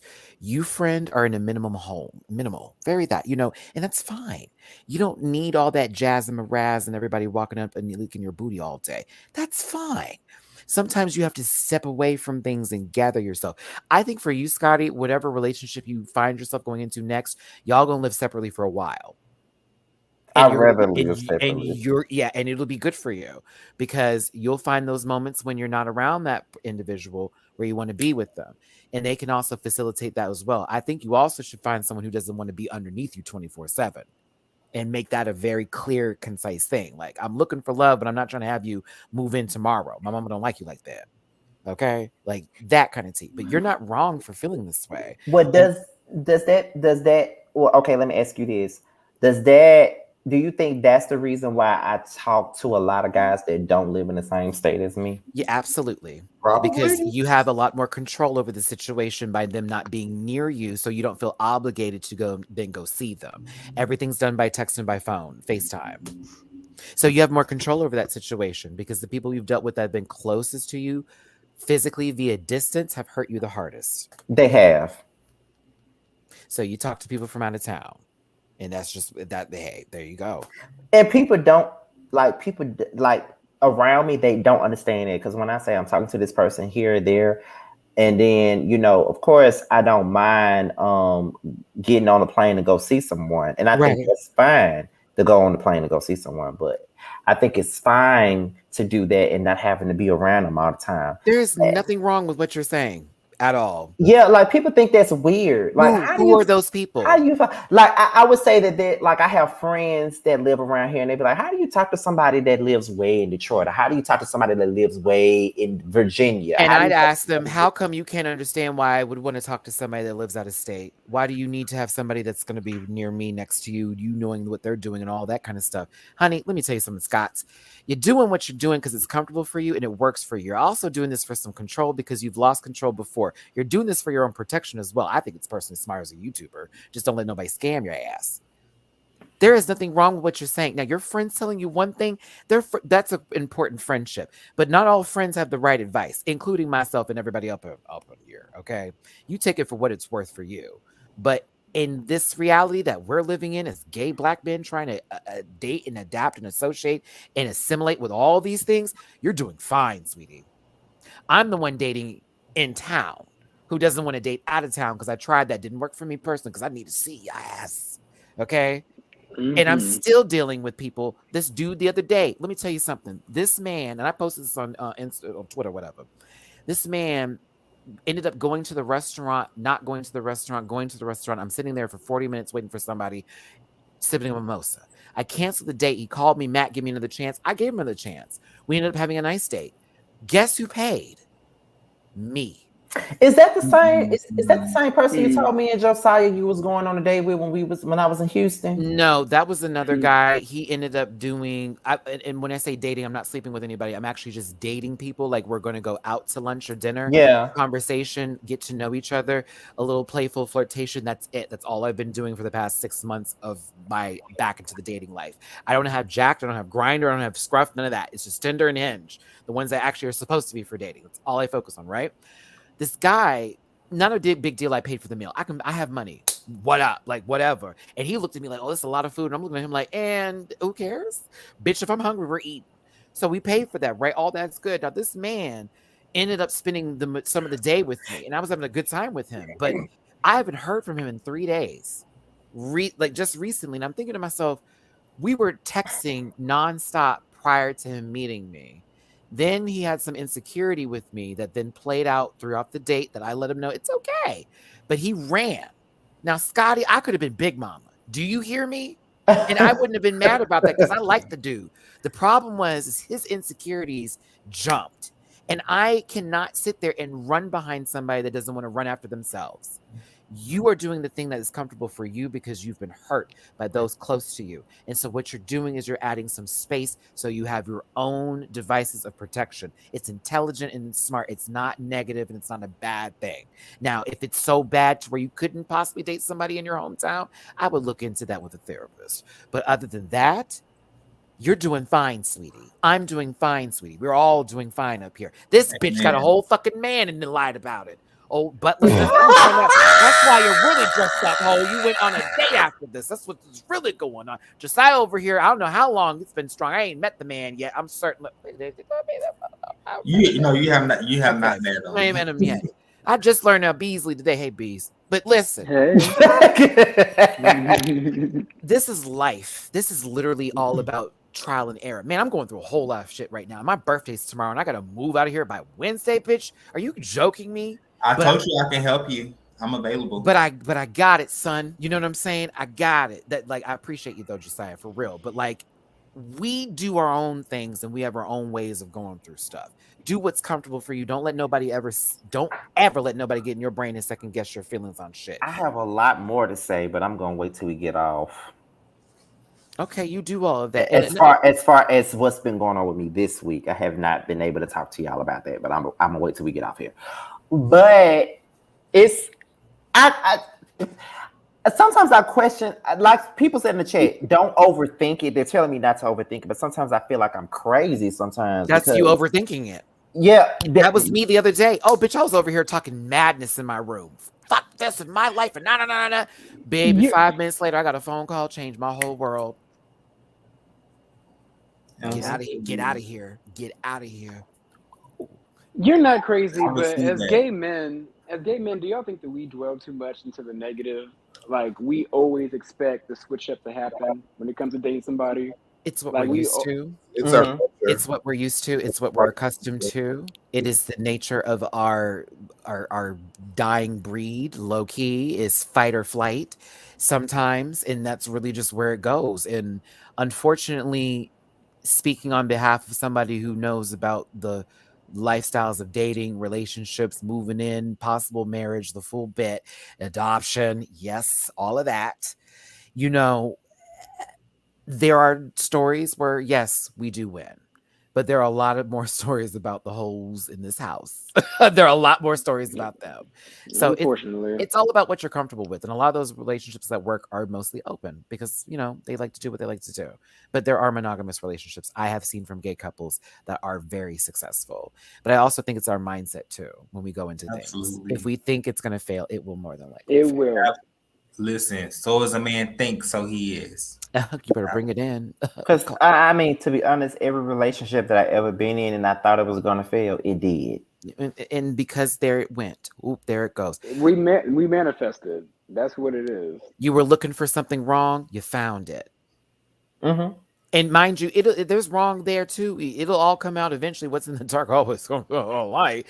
But like, that's just the reality of dating. I hope I get somebody who I like. I hope it's somebody who I would want to be with. I hope for the best for me. But I also know I got to wake up tomorrow morning and worry about Matthew. Not about somebody who didn't text me back. Not about somebody who was a bad date. Not about the motherfucker whose breath was kind of funky, but the body was right. It was like, oh, I don't know if I could deal with this. Like, I don't have to pop a Mentos gum fresh maker in someone's mouth every time I'm dating someone. But again, you just have to go through the motions. I think I've learned to desensitize how people react to me, especially because folks either want to date me because I'm light skinned and I really fucking hate that shit. Oh, you just like my last ex. You know me, my type. What's that? Light and pretty. Especially down here in Texas, baby. I hate that shit. Okay, well, since you said that, there's Like, something, come on, bro. there's something else for us to explore since you said that. So you said that a lot of guys have tried to date you only because you're a light skin complexion. Oh yeah, because I'm close to the white. Close to, and it's sad. Here's the thing too. Let me be a bullshitter and say when I was very young, I didn't think that was like, oh my gosh, they're choosing me. This old hoe now was like, that's corny as fuck, and it's also on some real bullshit.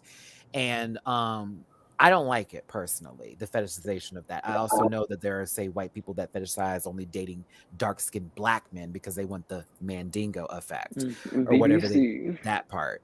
So, like, for me, when it comes to dating, if the moment you mention the brightness of my skin and the inflection of a tone that says, nigga, that's the only reason I want to fuck you, then I'm not gonna, it's not gonna work out. But I've had people then ask me questions like, oh, so, what's your background, this, that, and the other. That's different. But like when you literally, oh, you just like I like them. That is not attractive to me. I kind of want to be with somebody who I know isn't specifically only attracted to one thing. I need you to have like some sort of plethora of likeness of who you enjoy in your company. Which is why I know mostly I date like bisexual men or people who also date still women or whatever, because it's multiple. It's like you're not confined to one box. I prefer that. I think beauty's in everything except for some people's faces and souls. Ooh. That's true. But yeah, my line I know. Scotty is trust your gut. Stop. I know. For me, I just wish that I could trust a man. I don't trust men. Well, do me this favor. Talk about it with somebody. If it's something that is actually affecting you to a point where it is something you have sat in your bed for over an hour and thought about, I would talk to somebody about it. My therapist is one. Girl, I called her the other day. Oh, she answered that phone so quick, and it was a free call. I was like, thank you, because I need to have a conversation. Like, honestly, like there are things that we all have our own doors, we have our fences, we have our gates, right? You can put up the fence to your home, friend, but if that gate is locked, how you gonna get back in your house? That's true, because I don't like being in that position where I don't give people a chance, mainly due to the fact that of the things that I've already gone through. Like I said, we've talked about this before on this show. Like my first real relationship was with a DL man. And that was probably one of the worst relationships I ever had. That life. Go ahead. Yes. Right. That was one of the worst. And then the other one was with a man that was out, openly gay. He had a business. He was, he baked cakes. He was, he had his own business, his own bakery business or whatever. And I told you guys the story before. When we were in the midst of dating, he got engaged to 3 different men in an 8-month span when I was dealing with him. Then there was the man that Jamar knew about, that I dated, that was I wasn't supposed to see that. But there was another man that I dated. I'm good for a nasty jab, ain't I, Scotty? Like a little nasty, like quick. Ooh. I know I got to end this now. Out here, read that private chat, bitch.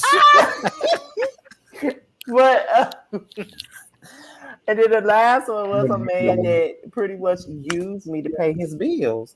So at this particular point, it's like I be looking at everybody's crazy. Like I'm like, okay, is he gonna use me? Is he gonna use me? But match the motherfucker. Been there, done that, baby. Match the crazy. You got to find another crazy person that's like you crazy, because like everybody's a little insane. Alti. Like to think that anybody has everything together is a fool. Like they're the richest man in the world can also be the most unhappy. That's true. So like, yeah, but honestly, I would talk to somebody about it. I think that was one of the best things about my dating and why I'm more successful in knowing that if this man don't call me, I'm like, whatever. Okay, like it's not like I'm ugly. It's not like I don't have shit going on. It's not like I don't have things together that I have. So what is the problem? It just didn't work out. Okay, move on. See, sometimes you got to be nonchalant and move on like Maya. I learned that the hard way. Just like her career too. Nonchalant. But that's a great segue. With that being said, I love her down, but it's whatever, bitch. I love that song, by the way, Maddie. I do too. But anyways, first of all, before we that's a drag queen anthem, by the way. You better work. People really don't know that's a drag queen anthem. But with that being said, you guys, I wasn't expecting us to be on here for 3 hours. Yes, you were. But thank you guys for tuning in to another episode of Boys Night Out. Thanks to Beasley for being our guest. You did a great job up here with us. So thank you, guys. Thank you for that. Normally we're not this long. We normally pack it up around 2 hours. I can hang with the best of them, baby. Right. But thank you for coming up with us. Okay. Thank you. Thank you for being unproblematic through your entire time here. Thank you. Thank you. Thank you. Thank you. That was all the shit. Thank you. I cannot wait to end this so I can talk up. Honey. Anyway, thank you for tuning in. Because we already know who we're talking about. Thank you thank you guys for tuning in. Thank you guys for watching, and we really appreciate it. We'll be back in 2 weeks for the 5th episode of the season. And that's pretty much it, you guys. So before we go, we're gonna go down to each person to see what they have going on their own respective platforms, or whatever they got going on. So Josiah, you can start off. So you guys, I posted a video last week and they demonetized my channel, but I am in the process of getting it appealed. Yes. What? So I am not posting anything until they get that done. What? Did they tell you why it was demonetized specifically? Yes, because of bullying and controversial topics. What was the I'm not going to say that word because they do like to come for you on that word. There's some words you can't say. Look at your terms of service too. There are words that are key words. Okay. Well, yeah. I just posted a video that with a man, going crazy at a McDonald's, and they demonetized my channel. Oh, you talking about the guy with the tomahawk? Yes. With the big ass. No, I'm proud of him for what he did.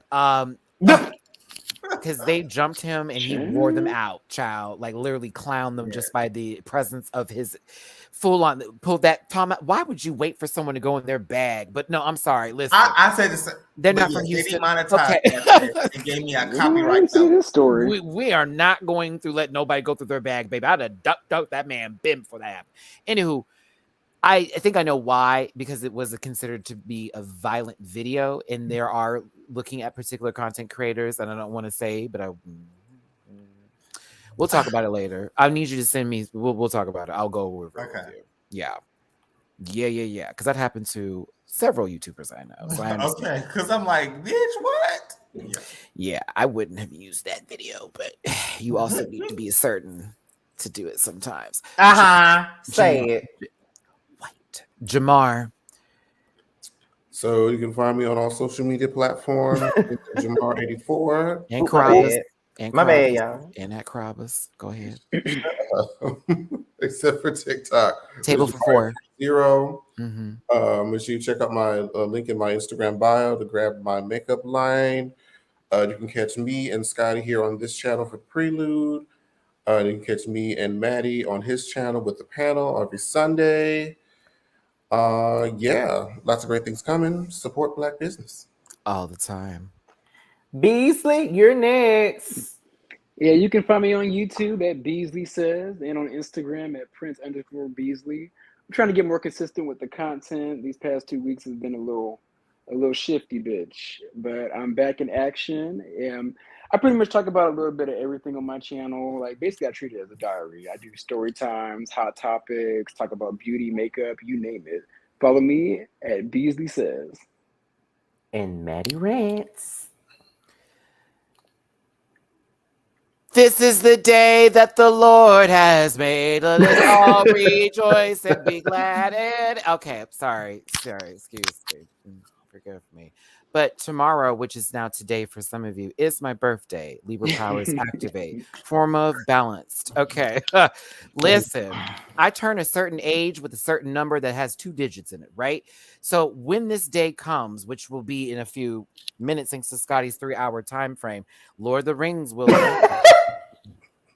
I'm actually going to be going live tomorrow on my channel around 2 p.m. Central, 12 p.m. Pacific, 3 p.m. Eastern. Don't know why I did it in that order, but I felt like it, to have a happy birthday with all of you. And I've noticed that a lot of you, hey, Gabby with an I, she also comes on the panel sometimes too. That's JV Squad. Gabby reads. Reads. I enjoy someone who's in a professional wrestling who also can read someone too. Not only can you take them to the mat, but they'll tap out as well. Ain't that right, Gabs? But yeah, catch me on my channel. I cover all LGBTQI plus programming, including Drag Race, the umbrella that is Drag Race. Right now, UK just started season 4, and I did that episode prior to doing this video. Also doing Philippines as well. Yes, international seasons, kittens. Plus any other episodes and seasons that come up after that, and also some other gay shows too. I have a Patreon where I do reactions for as low as $1 a month. That's over 150 videos. What are you doing? Get over there. I'm also bookable on Cameo. If you want some of this wisdom, like how I just did Scotty, bitch, I do that shit on Cameo too. Book them. Find me. Type in Maddie Rants. So with that being said, thanks for tuning in, everybody. We appreciate you for being here. I'm taking over the channel now. I'm just kidding. I was about to close out like it was my show. My bad. No. But no, for real. Follow me on all those platforms at Maddie Rants everywhere except for Twitter. That's all in the link tree in the description. Maybe not in this description, but if you go to my channel, it'll be in that description. And yes, thank you so much for the birthday love. Nidra, you know you're my baby. All my rant pack up in here. Thank you for merging on over to Scotty's channel. And for a lot of you Scott-artians, I don't know what you want to call yourselves. You know, Scotty Gang. Scotty Gang, not by natures. Bitch, y'all didn't do by natures? Oh my goodness. I'd have gave by nature been everything. Where my by natures at? Okay, you ran off a whole bunch of scrapes. No, I'm just playing. But no, thank y'all for the Scotty by nature people, the Scotty fans of Scottatious. I'm gonna call it. Listen, that's Scott Michelle right there for me. Oh, not Scott Michelle. You heard it. That's Scott Michelle, okay? Because I know you're a K Michelle fan, so we go fuck the E and we go just give you the Michelle, okay? Oh my God. Yes, thank y'all for crossing over. I appreciate y'all up with my chats. Take care, everyone. You know my catchphrase, listen. All right, because I gotta talk to them about something backstage. But with that being said, you guys, we are done for tonight. I hope you guys have a good one, and I hope you guys have a great weekend. We'll be back in 2 weeks, and that is about it, you guys. So thank you for watching. Bye, y'all.